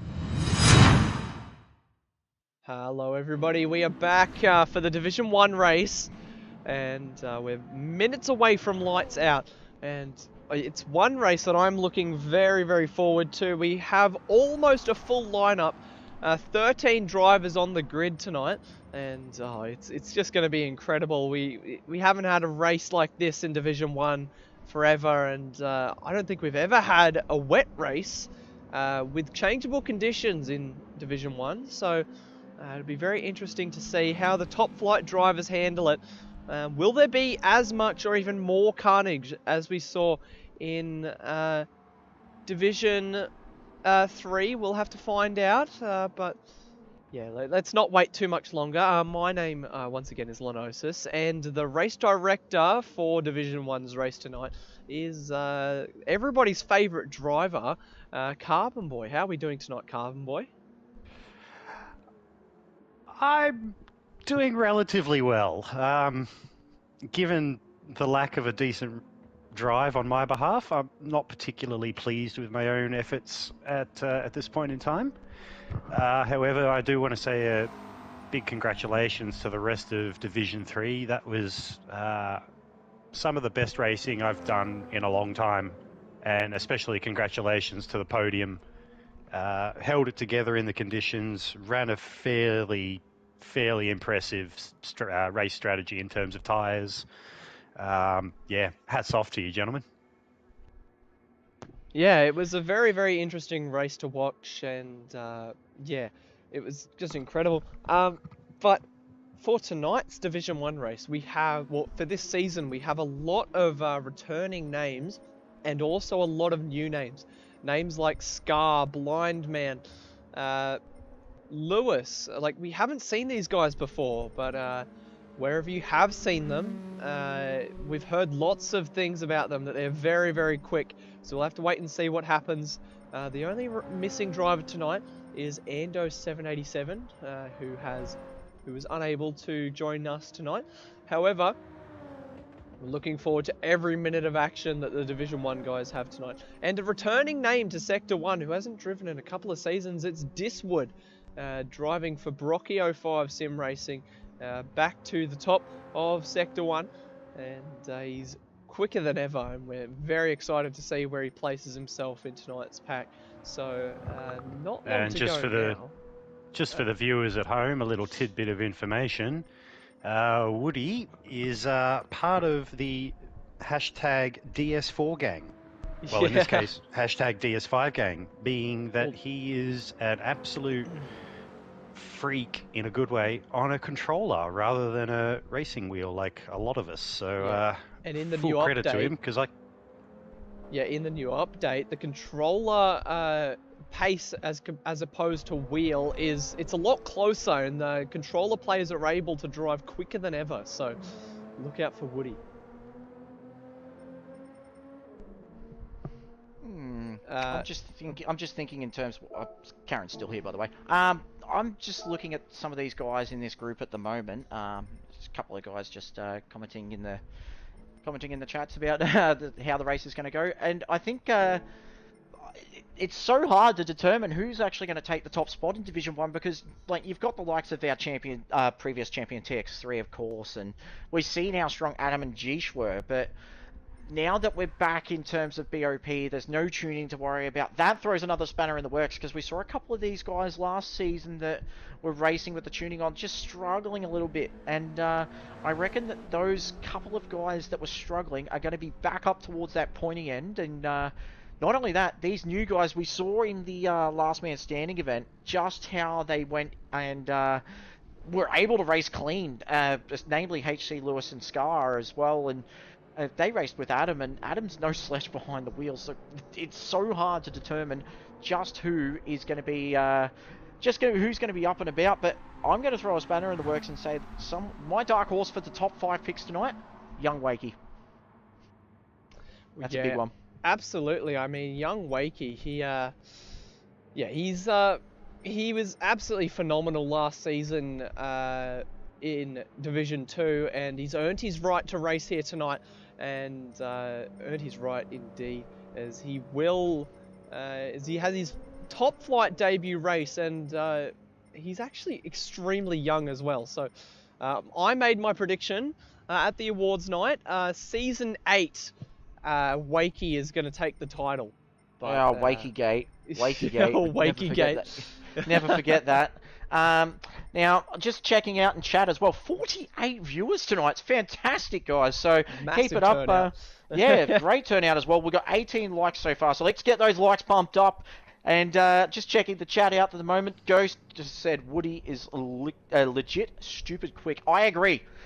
We saw Woody in the M6 seasons, I think it was, or the GT3s, and he was with Red Mist at the time, and he was well and truly up the top part of the field. Womble said, good luck, Corey Hack. Pruski's fired in with Ricky Bobby for top 3. Yeah, I would, that's a snot. We saw Ricky Bobby last season, actually, in terms of tyre life. He was so good at being able to do a long stint first off and then come home with a wet sail. So that's a very shrewd pick. I like that one quite a lot. The Vertex Racing Team boys have said good luck. Of course, we do have 1 or 2 of their guys in this race tonight. Blind Man, of course, and ZX Scar. And they are going to be definitely 2 guys you're going to have to watch throughout the season. The good doctor has fired in saying, not 100% sure, but I'm pretty sure this is the first time there hasn't been a black light car in Group 1. Oh, that's putting a while back. It would be close to, yeah. Yeah, because we know Womble was not Womble. We know Wardo was around for quite a while, and then I'm not sure what happened between the Wardo and the Corgi era. I'm not too sure in that regard, but yeah, that is an interesting one. Logan's forward in. Good luck all. Going to be a wicked race. I agree, Logan. It's going to be absolutely exceptional. And Kez has said Shizer for Driver of the Day, the Womble Award. Yeah, I think that's definitely going to be. Bumcrack's fired in saying Wakey 06 for the podium, and that is a brave pick there, Bumcrack, because this field is stacked. So we saw how good Wakey was last season in car management, and he's entered the big boys phase at the moment. And remember what Ghost said in the Sector 1 Awards, if you think old Wakey's quick, watch his son, because he is absolutely brutally fast. So yeah, we're looking very much forward to this one, guys. I personally am going to throw a spanner in the works. I'm going to put Hellraiser up for a podium. Ooh, that's a tough one. I mean, there's just going to be so many storylines throughout tonight's race, and I'm looking forward to every single lap. We have 19 laps ahead of us, as well as the 10-minute qualifying, and it's going to be absolutely incredible. Yeah, I agree. And one of the biggest things I've noticed in terms of the drivers in the field, there is a lot of different cars, a lot of different choices, and some very shrewd picks across the field. We know that a couple of these cars might struggle a little bit in terms of the early season. There's going to be 1 or 2 tracks definitely where the 86 will be not as far up as it should be. But then there's tracks in terms of like tight and twisty stuff where it will absolutely excel, and the power cars such as the Supras and the Nissan Silvias and that sort of stuff are gonna just struggle a little bit up and down the field. So yeah, the whole season is absolutely looking stacked. And if you haven't seen what tracks we've got coming up, jump into our Discord and make sure you have a look. We've also got some fun races coming our way very, very shortly. I've been banging on the door about a couple of them myself, so yeah, might just try and see if we can fit a Suzuki Escudo Pikes Peak motor in a Fiat 500, see what we can do there. But so, without further ado, I think we are ready to go. Gentlemen. Everyone is in, and I think Sorry it's to interrupt, but I'm sitting here with my finger on a big red button. Yeah, let's go. Casually waiting to start a race. So Yeah, let's go. Click if you don't it! mind. Smack it! Yep, Let's go racing in Division 1! Come on! Let's click it! Who is going to want Yeah! this glory in Sector 1? Because this is probably, honestly, Season 7 is probably the tightest spread of skill we've ever had. Alright, we're going in. Oh my god, I'm getting shaky, I'm getting jiggly, I'm just so excited. Oh, Oh, You're boys. getting jiggly. getting jiggly. Here we It's go, not after 9 p.m. Wakey! yet, boys. Young Wakey, first one out of the pit lane. Ricky Bobby just behind. Hooncorp Lewis just behind them as well, inside of Diswood. Yeah, It's not 9 let's o'clock not. yet, guys. Yeah. And the track looks dry. Can we... What's the weather doing? What's the rain doing? What tyres are these guys on? The moisture is in the lower third of the wetness gauge, as I'm going to refer to it now. So it's not that bad out on track for the guys. Ricky Bobby out in front's on the inters, as is young Wacky. Same with Lewis, Woody, Captain Muffin, GTR. Love you, Muffin. Love you. Atom's also on the inters. Blind Man, Corey Hack, Morgan. Well, let's just say everybody is on the inters, including Scar, who is just exiting the pits now. I was a little bit worried there for a second. That might be the right call as well. He might be able to time this to the T, because he might not get that 5th lap. He might be a little bit heavier on fuel, but he'll have fresher tyres and he'll be on the drier track. Well, he'll also have track space with no one around him, which on a wet track in qualifying is ideal. Absolutely. As Ricky Bobby... Oh, as the rain starts to come down a little bit, just a little bit of squirt of rain on the track. Oh, as Nobody has their... No, there's wipers on. It's getting heavier, boys. Yeah, there's I'm a couple of wipers. I'm just down the pit lane at the moment, just backing my own team because no one else will let me into their squads. It is getting heavier. I'm just checking the radars at the moment. It is getting wetter. It's definitely starting to pile down, and Morgan's got the wipers on. Yeah, it's definitely there's rain spitting on our cameras, but these guys are just driving around the circuit at the moment. Everyone is, yes. Now the rain is really picking up. We see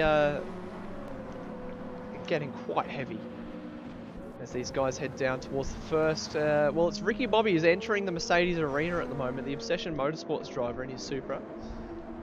And looks like young Wakey has had a bit of a slower outlap as well, as he's sliding all over the show. We see that the yellow banner that he has on his car signifying that he is a champion from the previous season. Looks like just keeping tabs here at the pit lane. Yeah, it's definitely wetter, boys. It's the concrete down here in the pit bay. It's starting to just get absolutely saturated. Scars. Oh! As Woody's gone off. Oh dear. That's huge. What's he? Oh my! What happened there? Did he just understeer wide potentially? Maybe. Oh, not too sure what's happened there for Woody, but not the greatest return. He's doing the right thing though. He's choosing his track re-entry moment respectfully to the other drivers. Picks his moment to come back on the track. Doesn't just send it back out, which is good to see. Fair bit of professionalism in this division. Yeah, absolutely. It's always good to see. As Ricky Bobby, he's coming into the final sector now. As he crosses the sector line. We don't really have anything to know whether that's a representative time, but I guess we'll find out as he comes up towards the chicane. Just keeping tabs on it all at the moment, and Ricky Bobby's definitely up on these guys. He's looking very, very strong at this point. Just seeing further behind, I was also keeping tabs on Morgan and Corey, because it looks like that gap has just started to ink in a little bit, but keep an eye behind on Geesh, because his name is just, how fast is he? He's just going ridiculously fast. Ricky Bobby sets a 2:16, and Wakey just behind, 7/10 slower.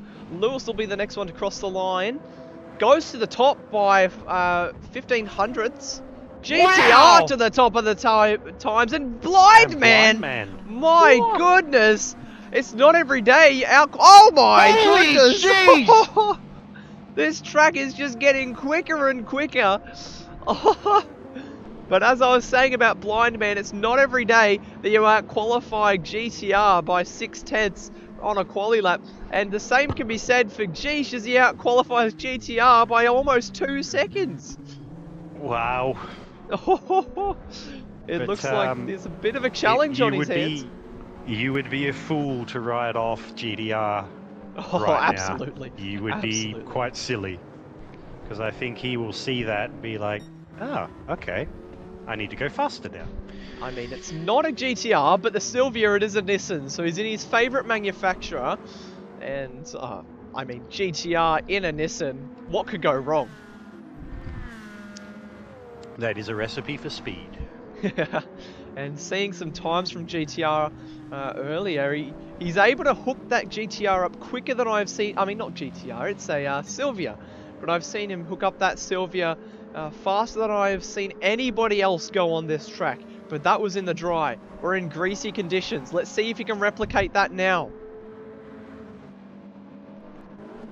So the order is currently this: Gishin P1, Blindman P2, GTR P3, Atom P4, Corey Hack in 5th, Hellraiser 6th, Lewis 7th, Scar 8th, Ricky Bobby 9th, Wakey 10, Captain Muffin 11th, Morgan Davey 12th, and Woody in last with a non-representative lap time. Yeah, I'm just riding on board Woody at the moment. He's not having a great time just yet, but I think watch out lap 4, lap Ricky 5. Bobby pulls into the pits. That's brave. Ooh, it is for sure. Is the track going to be dry enough? Wakey! Holy jeez! Goes to P2. There's TX3. GTR comes up to P1. Muffin There he is. P2.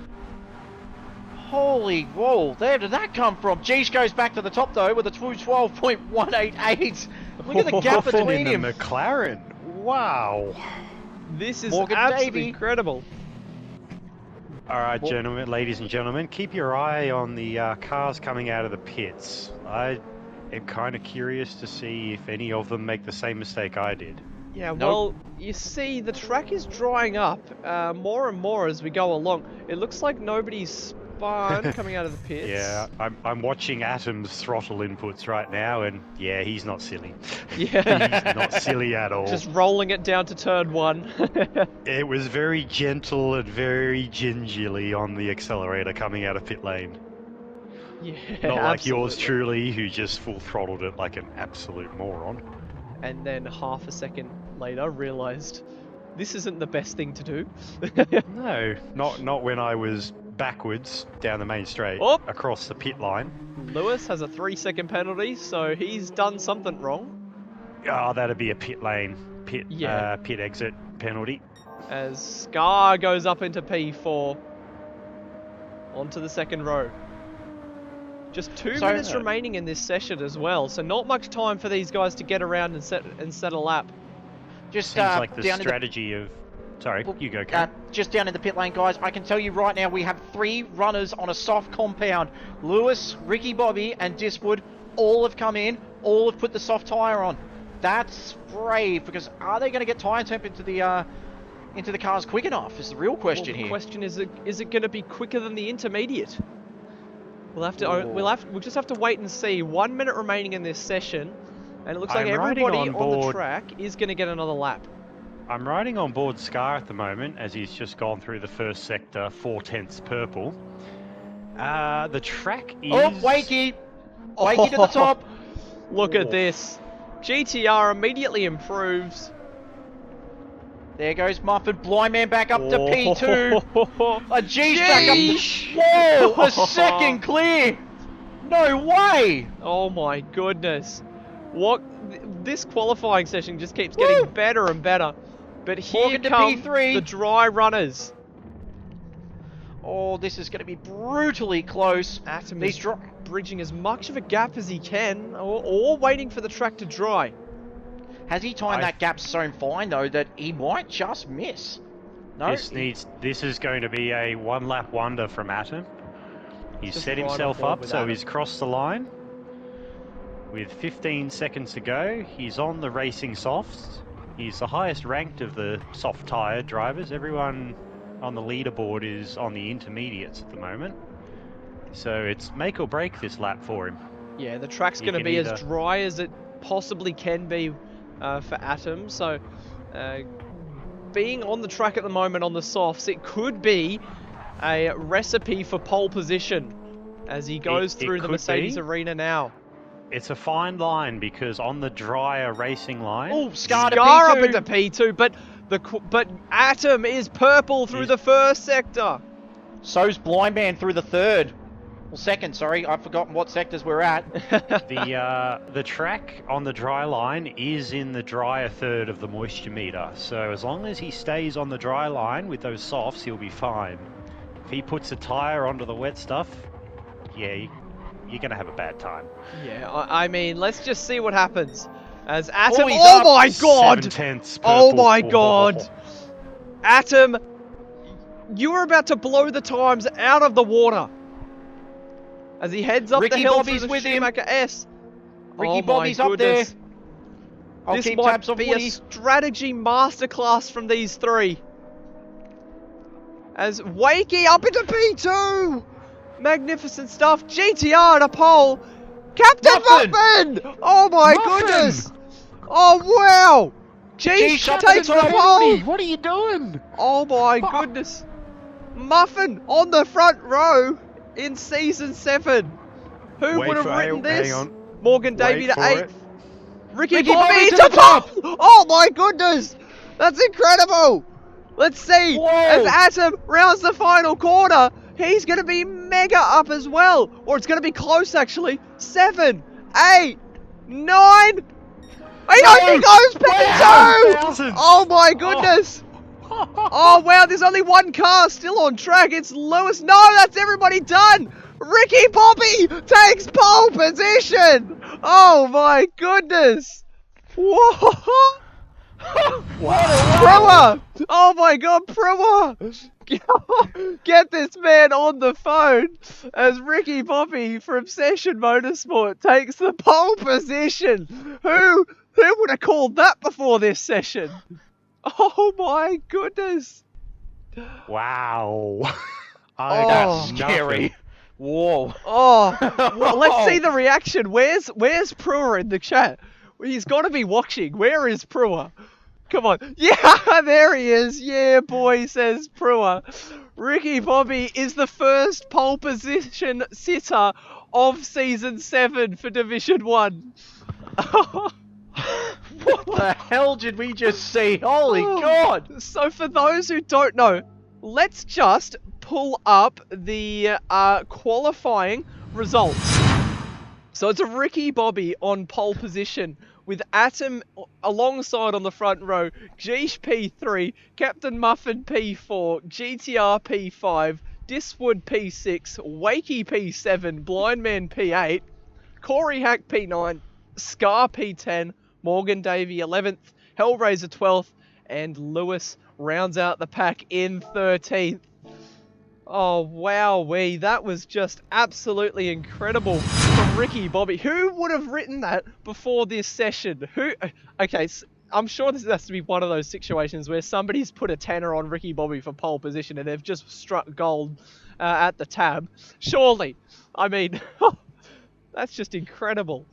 And now we've got another 19 laps of that stuff, so... As Ghost says, that top 6 is epic. Oh, wowee. As everybody is waiting on the grid, getting ready to go. As only 3 Alright, cars were in We the have our breath nines back there. here. Yeah. Can I just give massive kudos to Wakey for P7? Absolutely Holy incredible. mother. Oh. He is... I knew he was going to be quick, but that boy is in the top half of the Division 1 field, so Wakegate might be happening sooner rather than later. before it goes to plan. Wakegate. Yes. So if just a friendly reminder to the rest of the grid, if you can all move out of the way and let Wakey win every other race, then we'll have a live stream with Ghost in Hawthorne Jocks. Yes, thank you. Alrighty. There are some things we do not need to see. Alrighty. Oh, guys in chat, fire in your picks for this one because, well, this is going to be an absolute doozy. Oh, I mean, that qualifying order, it gives you Kevin Magnussen pole position vibes at Interlagos last season in Formula 1, Ricky Bobby on pole position. It's just Such an incredible sight to see. All right, It's been a Karen, while while you're since down a in Ricky the Bobby pole position. in the pit lane near the Blacklight garage, if you would be so kind to grab me a Pineski vodka from the Good Doc, that would be much appreciated. I would try, but the Good Doc and Black Project and the team at Blacklight are still celebrating that win from Division 3, so I don't think I'm going to be getting any vodka anytime soon out of those boys. So Fair enough, then. I might make my way up to might go up to Kraken Esports because the guys up there are pretty chill and relaxed. Whereas we've got quite a few serious teams in this one that major players won't let me near them. Fair enough. Have a rum with the plumber for me. Say g'day. Will do. But yeah, I reckon All we right. get these guys Let's on kick the this way. off. And where is that button? There it is. Oh my goodness. I'm just so proud of my teammate going and getting pole position in the top flight. I'm really trying not to be biased in the comms chat here, but yeah, I'll pull well you done, Ricky both Bobby. into line. I'll pull you both into line. It is, Hey, it is Division behaved. 1. It is We Division have behaved. 1. Alright. Our teammate bangs it on pole in the top division, and we've behaved ourselves pretty damn well, I think. Somebody's honking their horn. It's all going down as the lights are on. 4 lights, D-Flow, 5 is that you? lights. And they're out and away we go! Division 1 racing in Season 7. Brilliant start from Ricky Bobby. And Atom behind. Jeesh looks like he's got a run on his team bosses. Oh, Jeesh! Oh! Blind man! Huge contact with was that Hellraiser? Oh my! Oh! Who's that going? Oh my goodness! Diswood holding on to it barely. How is he Blind man and not Muffin spinning? through the first sector. Oh, that's a bit touchy. Oh my goodness. And Adam up into P1. Ricky Bobby holds on to second. Let's see what happens. Let's see what tyres these guys are on actually, because I reckon there'll be quite a mix in the field at the moment. Just down at the pit lane, guys. I can tell you right now, there's only one runner not on an intermediate tyre, and it is Diswood who's started. Somebody's gone! Muffin! Oh my Karen, goodness! You kill the surprise. You're not meant to tell the viewers who it is. Ruining my fun. These guys are getting boxed around early on, especially TX3 GDR. Oh, huge contact between Woody and who was that? Wakey. Oh my.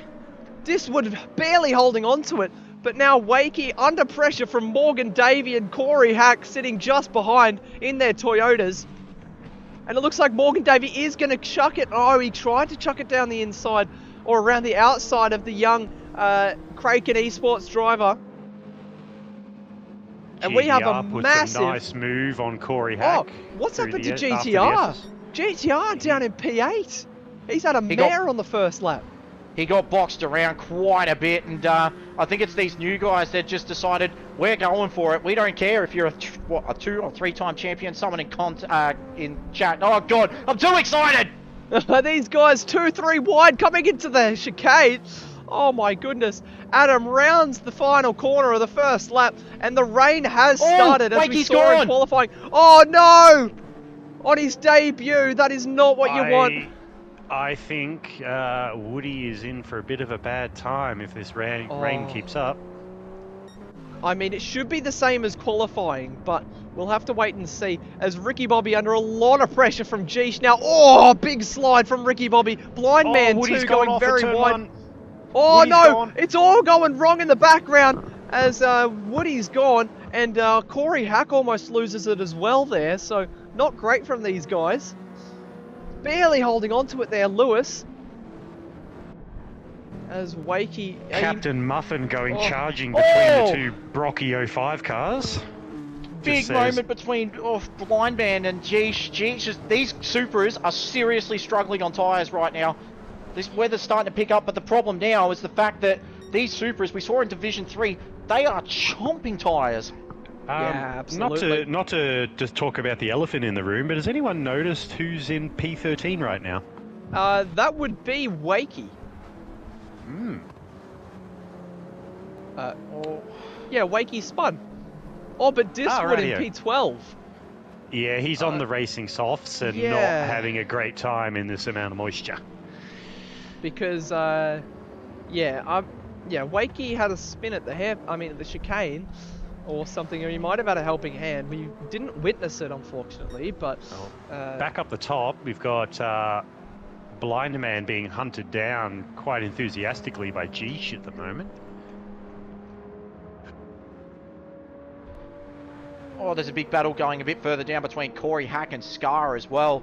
That's tightening up very quick. Scar's got a big run on Corey Hack, though. And Geesh pulls past him on the back straight before the final chicane. As Ricky Bobby, he's sitting in a respawn sandwich at the moment, about 1.3 seconds. Oh, huge tyre squeal in the background. Who was that? I think it was Blind Man, but I'm not too sure. I could just hear the tyre screeching. I didn't see who it was, unfortunately. But it looked like a massive moment as the track is starting to dry up, which is great news for Diswood, who is 12 seconds behind P12, but 30 seconds behind the leader. So not a great return to Sector 1 for Diswood. Oh, someone's gone off at turn 1. That is who Blind is it? Man. Oh, Blind Man. and it looks like he's lost the position to GTR. I believe he was in 4th position, so... That is correct. Hasn't cost him too much, but now he's under a lot of pressure from Morgan Davey. But GTR, he's made up 4 positions on lap 2. He was in P8, up to P4 now. So doing a great job, GTR, showing us why he is a 3-time Sector 1 champion. Tell you who's just sneakily starting to move up the grid just a little bit after starting P11? Morgan Davey. Absolutely. I was just about to say, it might happen to be your teammate. Yeah, well, the thing about Morgan is, and this is not me being biased or anything, qualifying's not really his strong suit. So he can set quick laps, but come race time, he just steps up a whole new level. And starting 11th, he's in 6th at the moment, and he's putting some significant pressure on Blind Man, who has a big moment at the exit of Dunlop. And it looks like Morgan Davey goes up into P5. Yes, he does. He's a whole car length in front. But yeah, we've seen it. We've seen it with Morgan Davey's entire time in Sector 1. He's not too great over 1 lap, but his race pace, and especially in these slidey conditions, Morgan Davey is the best there is. If you give him a car that's on dirt or in these slightly greasy conditions, he's right at home. And you see it now, he's just absolutely throwing that car around and making up moves. 6 positions gained already. Brilliant stuff from Morgan Davey. As Lewis goes down the inside of Blind Man in the background there, we see. That's great stuff from Lewis. And now Blind Man gets checked up through the chicane. Just gives him a little love tap on the rear bumper. And a little bit of a wide line from Blind Man, trying to get the run onto the back straight, which it looks like he does. But yeah, he's definitely closing it on Lewis now. As we look back up front, Ricky Bobby under a lot of pressure from Geesh now. But he's also closed up to Atom. So Ricky Bobby doing a great job. Oh, he's had a little bit of a mistake. But Geesh unable to capitalise on that. I think Geesh has got bigger concerns. GDR has taken 6/10 out of him in the last 2 corners. He's now 8/10 behind him, within slipstream range. Geesh has an S15 knocking on his back door, and the person piloting that S15 is somebody that he's a force to be reckoned with.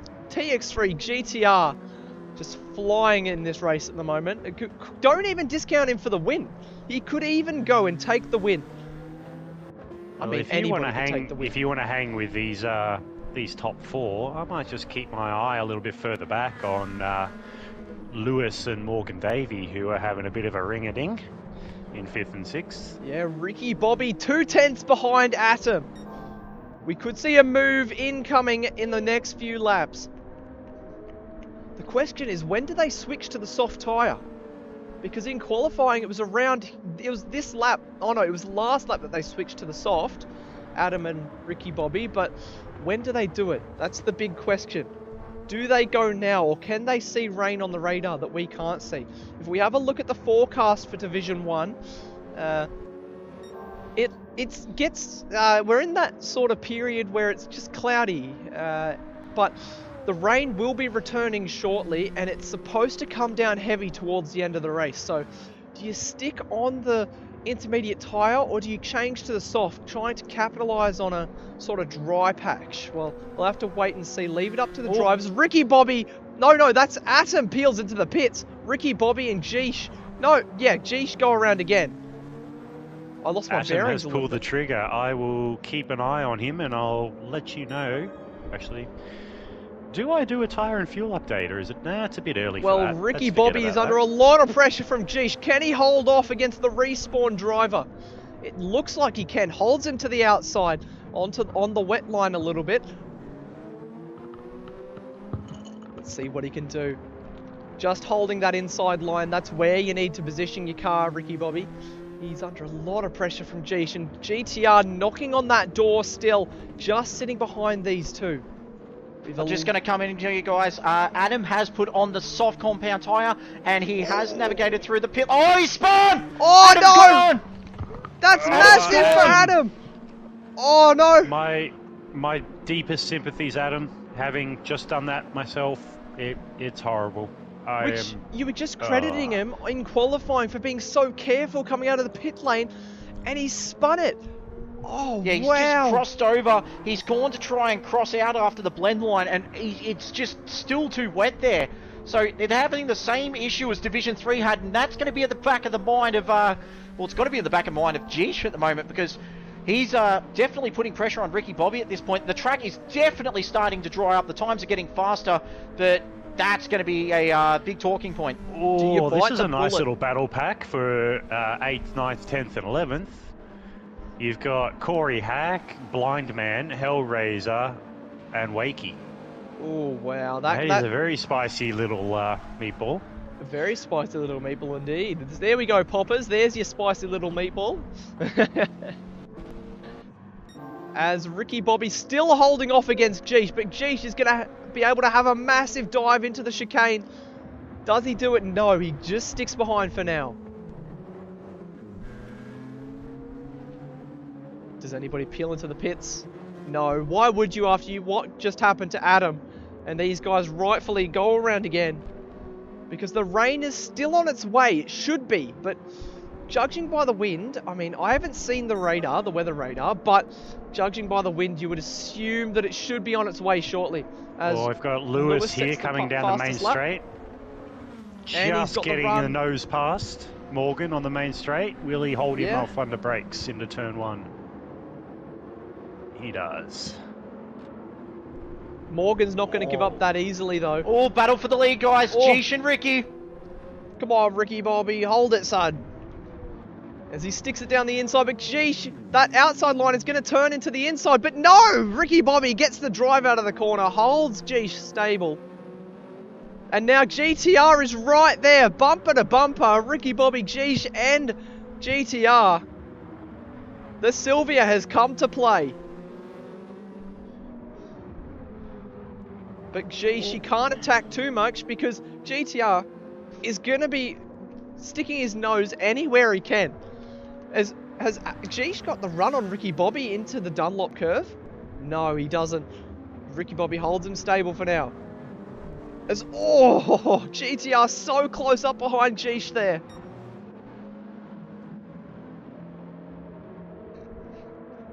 Keeping tabs on this. Oh, you go. Nick puts his input in. He says, not worth the risk. Inters should still have some pace in them. Geesh went Which is wide. Geesh is in Oh! the gravel at the Schumacher S's. GTR up into P2. We almost missed that. Thank you, Carbonboy, for that. We'll chuck a look on the Next Level Racing Action replay at that one. As we see, yeah, geez, he just went wide and ended up losing that position to GTR. So not great from Geesh. Drops back down to P3, who is under a lot of pressure from... Morgan Davey got past Lewis now. Which we didn't catch that one on track either. So good stuff from Morgan Davey to make it. I believe that's 7 positions made up in this race alone in the opening 5 laps. As Ricky Bobby under a lot of pressure from GTR, just 0.6 the gap. As Jeesh using the wet line to cool down his tyres, save them for a little bit later in the race. Yeah, that wear on the tyres is not looking really healthy for Jeesh at the moment. Those rear tyres are just starting to get a little bit haggard, so he'll be doing everything he can to try and stay on the slightly moist line rather than the dry line. Absolutely. 5/10 the gap between Ricky Bobby and GTR now. I've just coming out of the pit lane, guys. I've just been standing up here with Obsession Motorsport. They're very nervous, but keeping tabs on the Inter versus Slick situation. Adam has just set the fastest lap of the race with a 2:08.5, and that is in comparison with Ricky Bobby leading at the moment, a 2:11.4. So the Slick tyre at the moment, if you can get around that pit entry, it's definitely there or thereabouts, but wipers are coming on for Ricky, so does he know something we don't? Well, there could be a little bit of moisture on track, just warranting wipers for these guys, or maybe... Oh, dare I say that Atom has made the wrong call? No, there is definitely rain. I just saw a spurt of rain come in front of our camera there. Has Atom made the wrong call? Is he stuck out on a tyre 30 seconds behind the leaders now that isn't going to be very favourable in a couple of laps? As Ricky Bobby under loads of pressure from one of Sector 1's greatest drivers. 3/10 the gap. 7 laps in, I think it'll probably be a bit of a good time for a fuel and tyre update. Absolutely. Oh, wait, actually, hold that thought, Yeah, Carbonboy. I'm watching that right now. Is Ricky Bobby able to hold off the 3-time champion? Yes, he can for this occasion, and pulls a gap immediately. 3/10. Right, so come into the final corner.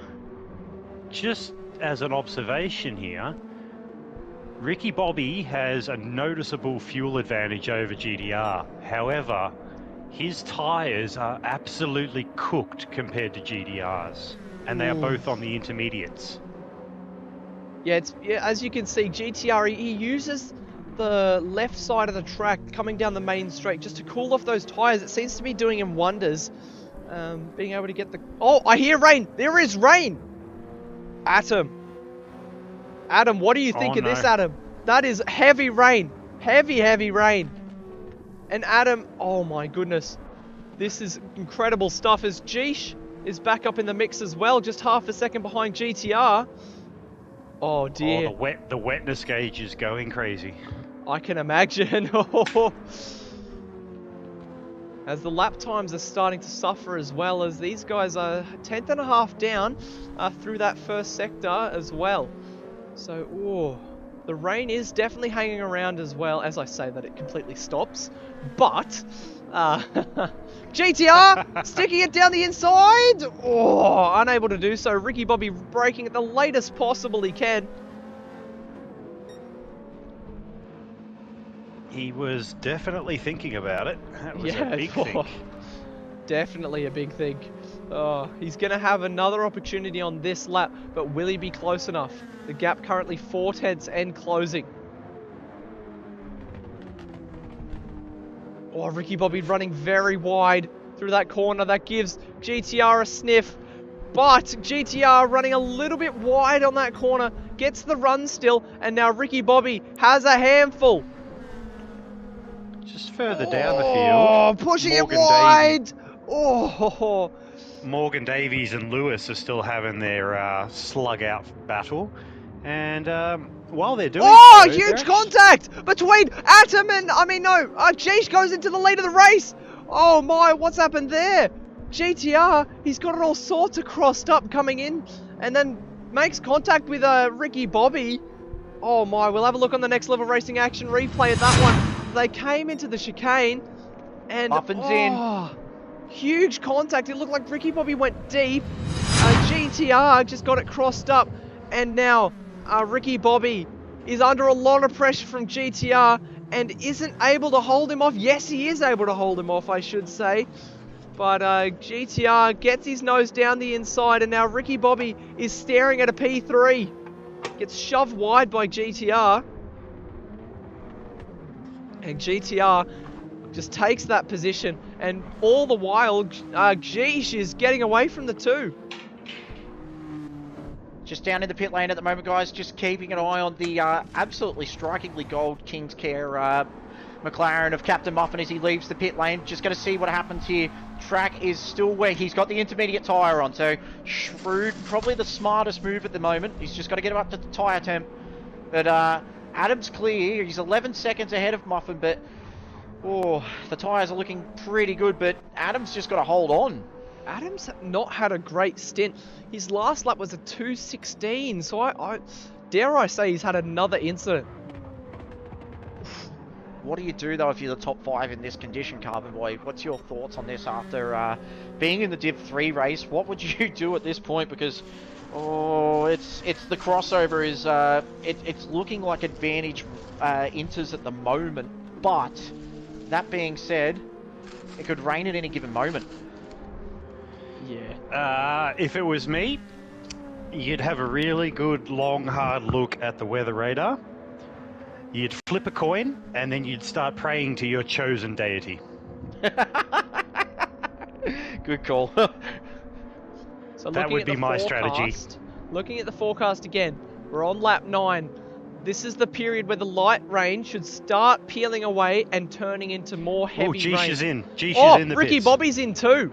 And so does Morgan Davey. GDR stays out. Oh, this is very intriguing. This is GTR make or Lewis break. stay out. The two Hooncorp drivers in their Silvias. 4 seconds separate these two. But now it's an arms race in the pit lane. Geesh, slightly better fuel save than Ricky Bobby. Morgan Davey doing Deeds things with the least amount of fuel in the tank out of the stoppers as they come out of the pit lane. Just down here in the pit lane, guys, it's extremely loud. I do apologise, but Geesh at the moment just came in. Tyres not looking too bad, as opposed to Morgan Davies' rears are down as a carcass. We're just going to have to keep our eyes and see who's going to do what on the pit exit. Geesh understandably. Softs. Ricky Bobby on softs as well. Oh, Geesh, he's going to have to be Ricky Bobby detailing. Geesh barely missed the blend line coming out. He just saw it at the last possible second. He's out on the softs. That could have gone catastrophically wrong. Looks like these guys have made the right call though, as they're able to avoid a penalty. But Atom is ahead of these guys, which is very, very interesting. I'm not too sure how that's... Oh, well, because Atom... Yeah, okay, I can see now. Because Atom has been on the soft tyre for... I want to say 5 laps or so. So he's been just clicking away, taking time out of these guys. But 1, he's on more worn tyres. And 2, he's had a bunch of incidents which hasn't helped his race. I'd say at the moment, as GDR gets very, very sideways, 4 out of the top 5 will have to pit. Absolutely will have to, whether it is for tyres or fuel. Yeah, absolutely. However, one of them, if they're very, very careful with their tyres and fuel, theoretically, they could make it to the end of the race without having to pit. And who is that driver? Well, okay, just for, entertainment's sake, that driver would be none other than GK Turtle, aka Hellraiser. In the 86, GTR and Lewis are in, the 2 Hooncorp drivers. However, poor Turtle does have a very Blind Man feisty... goes wide! Wakey! He's gonna be leading a Division 1 race! As I was about to say, Hellraiser has a very feisty Adam behind him. He pulls into the pits. So, you absolutely love to see it. Young Wakey leading a Sector 1 Division 1 race. Ghost, honestly, you better be ready to wear that shirt. I would not prepare that outfit just yet, because while he is quite healthy... TX3 spun at the pit exit! Oh, Immortals do make mistakes! Oh no. While young Wakey does have a third of a tank of fuel, his left-hand tyres are, well, nearly as bald as my head. There is no life left in those, so he is not going to make 8 more laps. 9 more laps, 9 including this one. He's no chance. So, Good Doc raises a valid point. He asks, why are they on dry tyres? Forecast is heavy rain. Well, that's the thing. Is it? These guys are willing to take the chance. But is it the right chance? Nobody knows. Well, just down in the pit lane here, guys. Down at CP Motorsports, Chase has kindly let me come into the pit lane here, where Muffin and Morgan are battling each other. Muffin's still on the intermediate tyre at the moment as Morgan sails through at Dunlop Curve. They're quietly confident in the grip of the McLaren at this stage. We saw Boybegum was able to make the inters last, and if the rain does come, if Captain Muffin can look after those tyres, he could be in half a sniff of a podium here. Yeah, absolutely. I mean, Wakey is 1.5 seconds up at the moment on Blind Man. Surely they would pit this lap, you would assume, but they might be trying to stick it out and see if it rains again. That's the only reason I see them staying out. Does he peel in? Yes, he does. He peels into the pits. Does Blind Man stay out? Yes, he does. So Blind Man taking the risk in his debut Sector 1 race. This is absolutely what you love to see. Many competing strategies at this stage of the race as Geesh pops up into P2. Oh wait, what's happened? How has Geesh got ahead of Adam? Has Adam had a mare? Has Adam made a mistake again? Yes, he has! Lap 11 was a 2:17. Adam struggling majorly. Oh my. And Ricky Bobby breathing down his neck now. 1.3 seconds to Adam. How are Adam's tyres looking, by the way? I'm just having a look now. Good question. Just give me one moment. Yeah, I'm just having a look now, and I have no information from the CP garage, which is a first, because usually they have the best computers in the field, as Chase likes to proclaim. Anyway, Adam's tyres are looking pretty darn healthy. Ooh. It'd be less than 10% wear, front and rear. So what's Geesh his is fuel held up, looking like, though? Does he have enough to go till the end? Fuel? For He me, might- it would be touch and go, but for someone of his caliber of driving, I think he can make it. As we see Yeah, Ricky so- Bobby closing that gap to under a second to Atom now. And we see 4 drivers. Oh, Geesh has overtaken Blind Man, which is Yeah, a little Blind bit Man's interesting. front tyres are dead. If he's not pitting at the end of this lap, I will be incredibly surprised. So that means Blind Man is a whole pit stop behind the leaders. Unfortunately, Oh, dear. yes. That is not good for Blind Man at all. Oh, as he gets a little bit of a shoved nudge. wide. And Ricky Bobby is going to overtake. So Blind Man in one lap has gone from 1st to 4th, with Morgan Davey not too far behind either. Keep your eye on this Atom Ricky Bobby battle, because 3/10. there's not much of a difference in tyre wear. That's negligible. Blind Man But there's a feels it. massive fuel difference, which means, well, one of them can just go absolutely hammer and tom, while the other might have to conserve. I will let you determine which is which. Ooh. So just down in the pit lane here, guys. As Blind Man comes in, I can't actually see where he is because the conditions, it looks like it's gone quite foggy, so I can't even see the comms box up here. I'm just trying to shine a light. Can you guys see me? Because I can't see you at all. dare I say a bit of alpine mist. Some people will know what I'm referring to with that. Cough, cough, stranger. Goes all the way back to Season 6, Race 1. Loves a bit of mist. As Ricky Bobby pressuring absolutely everything out of Adam. Perhaps Atom is conserving fuel to try and make it to the end. 6 laps to go in this one. And it looks like he might be struggling. Geesh has well and truly taken off from the 2 behind. So great stuff from Geesh. Continuing where he left off last season with magnificent form. Oh no, actually, Geesh, he didn't have the greatest race at Sardegna. I believe he came P5 in the end, wasn't it? I might need a stat checker to check that for me? Karen, my stats while are you're right. down at the CP computers, could you just stat check that for us? Yeah, What was I please stat use checking? the- Sorry, I've actually please moved down use- to the Dadson pits. Oh, well, can you please go back to the CP supercomputer and tell us where Geesh came in Sardegna at the end of last season, please? Alright, I'll try and use the Dadson ones here, but I think they're doing a beer order, so through the guys at Bacchus Brewing Co. So I'll just yeah, have a look now and see what I can do. I might just actually run down to the Lightning Motorsport guys, where Stickers is just sitting here watching his guy ZX Car go around, doing a good job at the moment. P9. He's got Captain Muffin in front of him, who seems to be struggling in terms of race pace. Oh, I think I've just put the Moz on Scar, actually. Just Oh no, as sailed he's lost the side- position to young Wakey.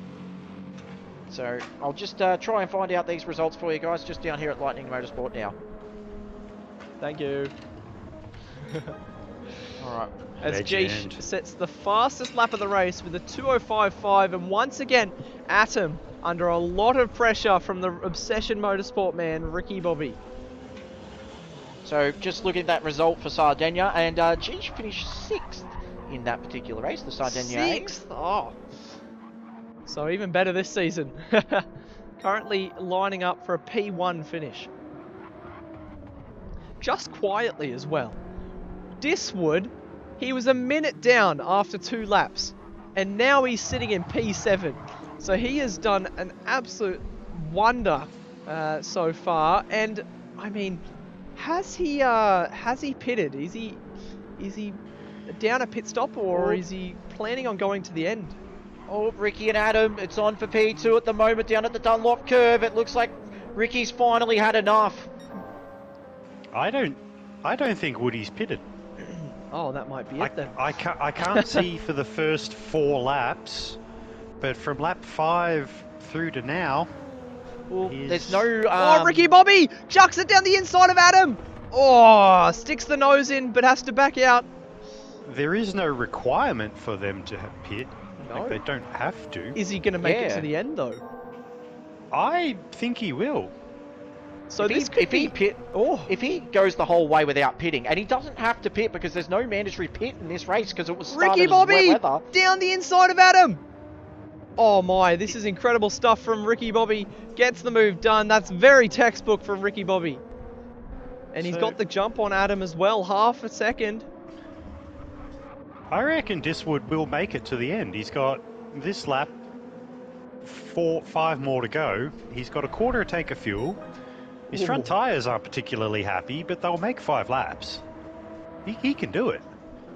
And his rears look really good. And he's got a lot of space between anybody behind. So, yeah, I mean, this could be a strategy masterclass from Diswood. Also, just quietly, Morgan Davey, P4. Incredible drive from Morgan Davey so far. Attaboy Morgs, he's doing a good job in the Australian uniform livery deeds for this one, courtesy of Anzac Day, of course, as we said early on in the night that a few of the teams, of course, got logos for Anzac Day and what it means in getting behind the cause, of course, on Tuesday. We pay respect to those lost, and yeah, we thought at Deeds we might dress a car up as the Australian Army uniform, so I think personally, doesn't look too bad. So that's why I didn't see him come into the pit lane, because he's camouflaged. Anyway, I just want to put someone on the spot here in terms of who's doing alright. Young Wakey at the moment. Climbed up to P8. He's just got around Muffin. So it's his fastest lap of the race last lap. 2:05.2. He's got 8 seconds to Woody. Tyres are fantastic. And easily got enough fuel to push. If Woody starts to slow down a little bit, Wakey might just get another position. Yeah, I mean, Woody, as we said, and as you just said, he's got very worn tyres and is going to be very touch and go on fuel. So Wakey could be looking at a P7, which in your first top flight race is an absolutely incredible result. But something else to mention is that we are 15 laps into this race and yet no rain has fallen. Oh, big podium news. Adam is on the fuel light. Oh dear.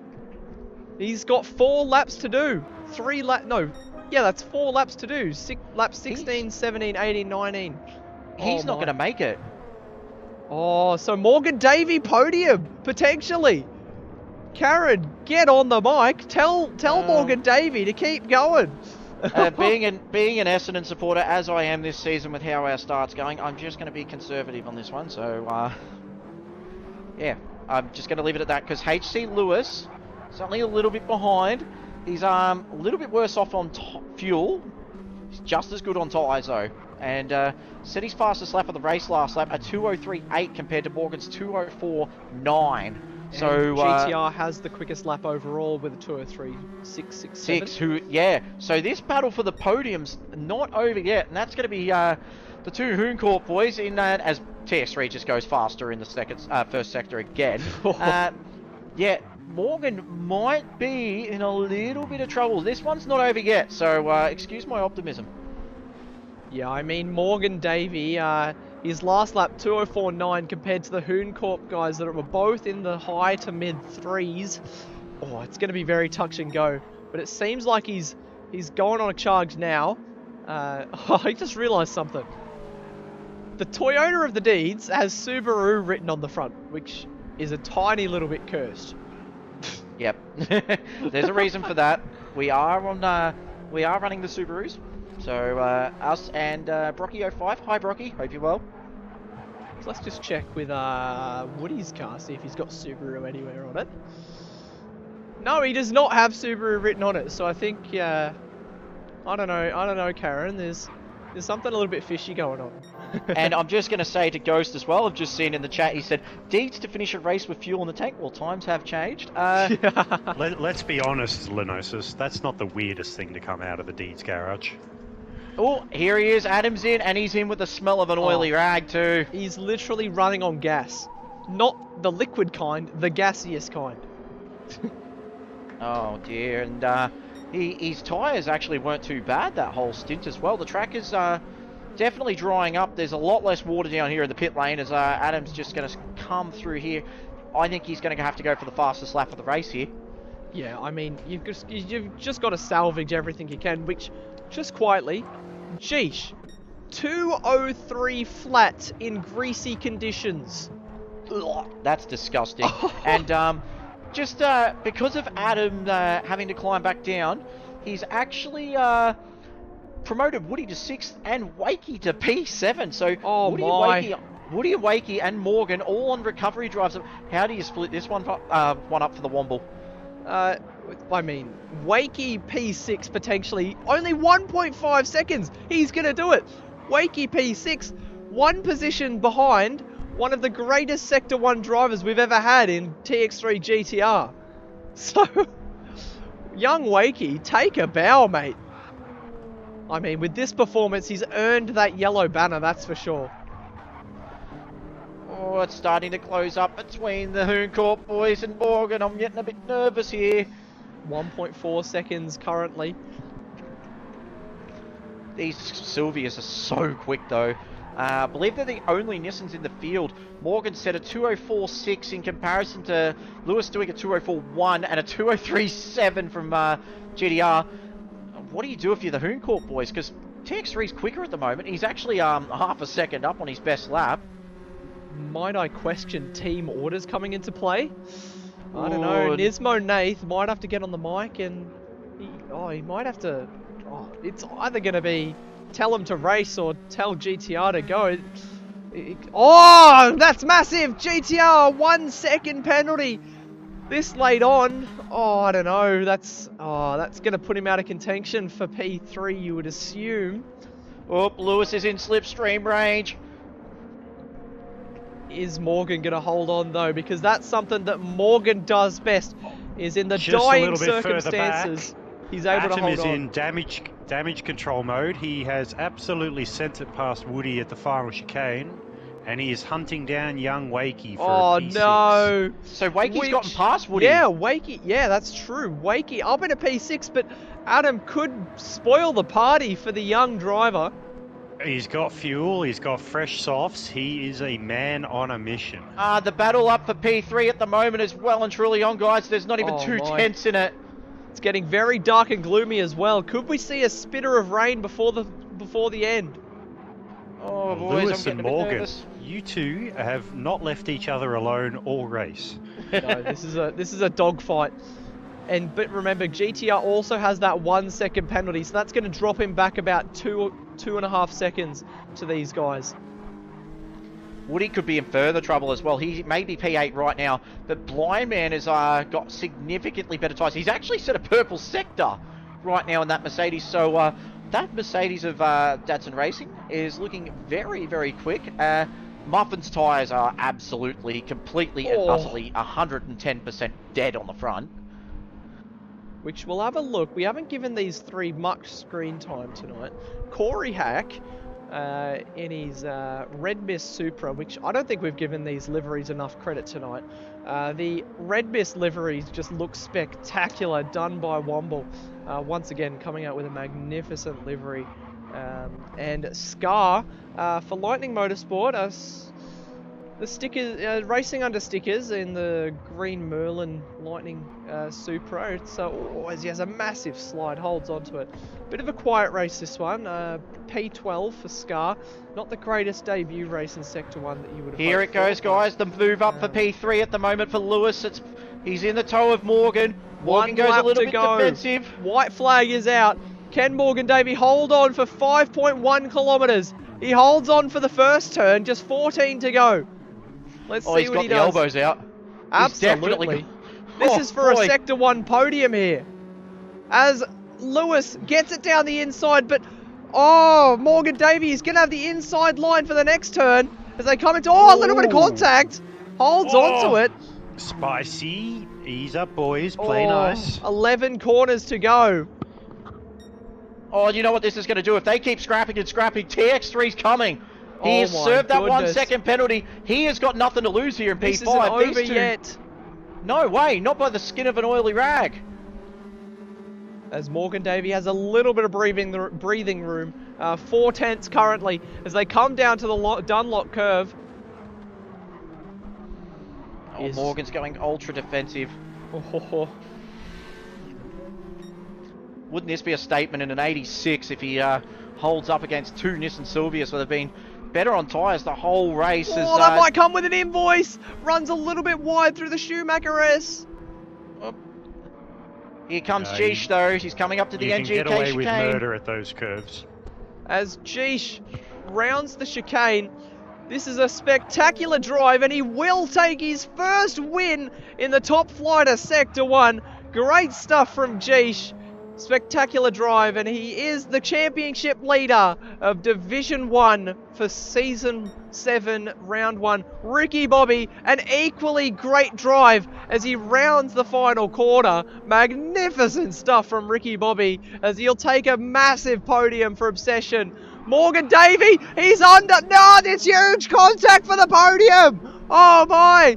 As on track, Lewis will take it. Morgan Davey 4th. GTR 5th, and Wakey, he holds off just about as Adam goes wide. Oh boy, it's action up and down as he rounds the final quarter. Young Wakey will take P6 in his debut top flight race. Magnificent stuff from the Kraken Esports driver. I don't think he's done anything wrong there though. I mean, Adam takes P7. He went deep and then Adam sort of came across. I don't know. We'll leave it to the stewards. Blind Man takes P8. Diswood will take P9 as he rounds the final corner. Magnificent drive. He's done the no-stop, which is absolutely incredible. As Captain Muffin and Corey Hacker still battling at hammer and tongs through the last few corners. I'll tell you right now, Corey Hack flies around the outside. Oh, he's got it done! Oh my, what a move from Corey Hack. We'll take P10. Nothing left on the tyres of Muffin as he crosses P11. Absolutely no fronts and next to no rear. And Hellraiser and Scar battling it out for the final position here. As they round the chicane. Scar's got no tyres either. He's actually worse off on tyres than Muffin. He's got absolutely no rear. The front left is completely gone. The front right is... Oh, and there he goes. Oh, he's gone. Saved by the gravel trap. Boys, Hellraiser takes P12, and Scar will come home in P13. Is he alive? I think He's he's alive. think He's just... I think he's had a controller disconnect or something. Maybe as he's spun out, his steering wheels come out. I'm not too sure. But massive... Did he die? Is Scar alive? Stickers. I don't know. Do you have radio contact with your driver? I don't know, but I think something's not right there because his rear wheel's spinning and there's no throttle, so that's interesting in itself. But anyway, geesh, congratulations! What a race that was, and well, how do we dissect the driver of the days? Because that is going to be, oh boy, I don't want to be in the middle of that, but I'm just going to throw mine out there right now. Driver of the day, Morgan. I mean, 8 positions gained. Oh, it's just incredible. I don't want to be biased. Like I am a balance of impartiality here, as being the guy that's not a commentator. And you know, as I really do want to say Morgan, and that's me being unbiased. 8 positions. He nearly scored a podium in an 86. I mean, we need to remember that Lewis did get him at the final quarter. Yeah, that was a Hail Mary move by Lewis, and he had to do it. Like, that was a fantastic battle between them, and all race it was like that. I'm going to give mine to Wakey. Yeah, that's a good pick. That is a great pick. Where was he? He was last at one stage by a fair few seconds, came back, searched through the field, scored P6. If that doesn't tell you he's genuine top-tier pace, nothing will.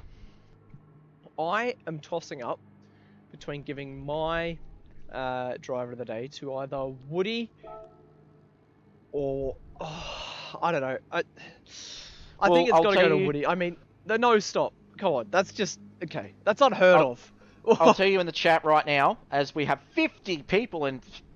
Jesus Christ, what a night, boys. Thank you so much for joining. We peaked at 60. Yeah, looking at the chat, Brocky says driver of the day, Morgan. And that is high praise, especially with the rivalry Brocky and Morgan had. So, yeah, that's huge. VF says driver of the day, Morgan. Bumcrack says driver of the day, Wakey. Geesh, driver of the day from Kung Fu. Morgan from Nick. Ghost, Good Doctor, and Terome and Debrev have all said driver of the day, Morgan. Nismo Nave says, what a finish. I agree. The whole race was fantastic. Driver of the day, Morgan, from Debrev and Shannon. I think we know which way this is going, guys. Dadson's also said this exact same thing. I think we know exactly who's going to win it. Morgan. Yep, and even close. I think as well, one more cry before we head out. The likes, guys, they're at 25. And there's currently 45 viewers. Good Doc, you might want to refresh your page. There's definitely a bit more than 3. I mean, he's been watching since the start. Yeah, we peaked at 60 viewers. So surely, come on, we got to get 50 likes, guys. Come on, do it for Sector 1. 50 likes. Come on, everybody, get your likes in. Come on. Carbonboy, what did you think of? While we discuss get the likes up, what did you think of tonight's event? Any big standouts for you? Is the weather was a big thing, or everyone slipping at the entry of the pit lane? What was your thoughts on tonight? Oh, too soon, mate. That's a bit of a sore point still. Yeah. Obviously, the weather threw in a couple of curveballs. While the weather settings were determined, a big factor in whether they have any impact on the race or not is the wind direction and speed. If the wind's blowing in a certain direction, the rain's never going to come, which we found out in the later stages of that race, even though it was forecast for rain. Yeah, well, even both races, to be fair. I mean, apart from the initial downpour in both races, we didn't see... we saw a few spits and spats, but yeah, nothing. But it is good to see weather playing a factor in the Sector 1 races again. It's certainly gets drivers thinking on their feet and having to make things up on the fly rather than just running a predetermined strategy, which, not every track supports weather. So, there will be races where predetermined strategies will be happening. That's fine. It's just a nice little spanner in the works to keep everyone on their toes and make them earn it. And because I'm just going to go fully biased here, well done, Ricky Bobby. Fantastic to see you on the podium again, mate. I mean, pole position to P2. I mean, I know Ricky Bobby, and coming into this race, he was going, oh, there's no way I can compete. These guys are just aliens. And then he comes out and gets pole position, followed by a P2. Come on, mate. Absolutely incredible, Ricky Bobby. I think we have an alien in our midst there, Yeah, Lenocis. yeah. I mean, doing some practice with him, I'm thinking, oh, I'm really slow. I mean, I'm usually within however close I normally am of Ricky Bobby. He's like a second and a half ahead of me. What's going on here? But I mean, he's come out, brilliant race from Ricky Bobby, and incredible stuff. I mean, up and down, as we said before the race, there would be storylines throughout this race, and storylines there were from Atom doing the unplanned two-stop, and Diswood doing the good no-stop, and it was just incredible. Good doc, you smart Alec. I love you. I reckon. Look at P2. No orange wheels and a podium. Just saying. Wick, something about that. He might be right there. I might need to change the wheels back to standard. Maybe that'll stop me spinning out 3 times in a race next round. I thought Ricky Bobby was running the blue wheels, but maybe not. He must have changed. He was running the blue wheels in practice. Maybe he had a change of heart late on. I reckon that's what's happened. I reckon we might just wrap it up a little bit, but next week, Division 2, Division 4. We know Division 2 is just drama central. We know Division 4 aren't afraid to get the elbows out. There's been a lot of talk in both groups. And personally, let's get the gloves out. Let's get ready to go. This time next week, it's on. Yeah, I mean, I'm just looking forward to all the action that we have to come this season. What a way to kick off the season. Tonight will go down in Sector 1 history as probably one of the greatest bunch of races that we've ever had, to be honest. It was just so good to watch. And I loved every second of it, and it sounds like you guys loved every second of it. And I think the viewers will agree. It was just magnificent from start to finish. Yep, agreed. I reckon we'll call it a night tonight. I reckon, Lenocis. But any final thoughts, boys? If you haven't already, hit the subscribe button, the like button, because as we said before the intermission, we've just hit 500 subscribers. So we're looking forward to seeing all the new faces in the Sector 1 community. And if you haven't already, head to the Facebook page, give it a follow. We have a few more followers on that than the YouTube channel. But yeah, if everybody chimes in and clicks the buttons, then it just makes it makes everyone's day. Yeah, and it makes things happen. That's exactly right. The more likes we get, the more views we get. The more we get pushed to other people and we get discovered, and we get to become just a bigger organization, which everybody wants. So yeah, I mean, just absolutely incredible turnout tonight. And we can see more thrills and spills and more banter and more laughs, whatever it is. Yeah. Yeah, I mean, it's just great to see. So all of the viewers are starting to drop like flies. We had 60 and it's pretty much halved now. So I think that's everything I've got to say. Do you guys have anything else to say before we sign it off tonight? Carbonboy? Thanks to all the viewers for tuning in and joining us for tonight. Much appreciated having you all along. Yeah, it just makes everything worth it. All the teams, drivers, and yeah, the viewers are what make Sector 1 good and special. So thanks for coming along, everybody. Yep. I'm gonna just chime in a little bit as I buy a Mazda 3. I I think, yeah, tonight has been an instant success. The weather, the driving, the standards, especially in those changeable conditions from everybody involved. Massive thank you to everybody that's jumped in the chat tonight. At one stage, Lenocis, you said we had 60 viewers, which is huge. That is probably our highest view count we've ever had. So, thank you so much to everybody for chiming in. There's been a lot of banter around, a lot of laughs tonight. I think Jisha's got a fan club now because a couple of the guys have chimed in and getting ready to back him up. So that's good to see. And yeah, if the rest of the season's going to be like that, bring it on, I say. So yeah, well done to everybody tonight. And finally, Lenocis, well done to you for the stream tonight. It looks absolutely on point. Thank you very much. And just before we go, Womble says, nobody had a stroke or heart attack, which was an added bonus. Well, let me tell you, we were close. We were close, Womble. I think everybody was close to having a heart attack in that race, that's for sure. Yep. All right, let's finish it up. Yeah, they're dropping like flies now. Anyways, thanks for coming, everybody. That's Lenocis, KarenUnleashed, and Carbonboy signing off this one to finish our first stream of the Sector 1 Season 7 season.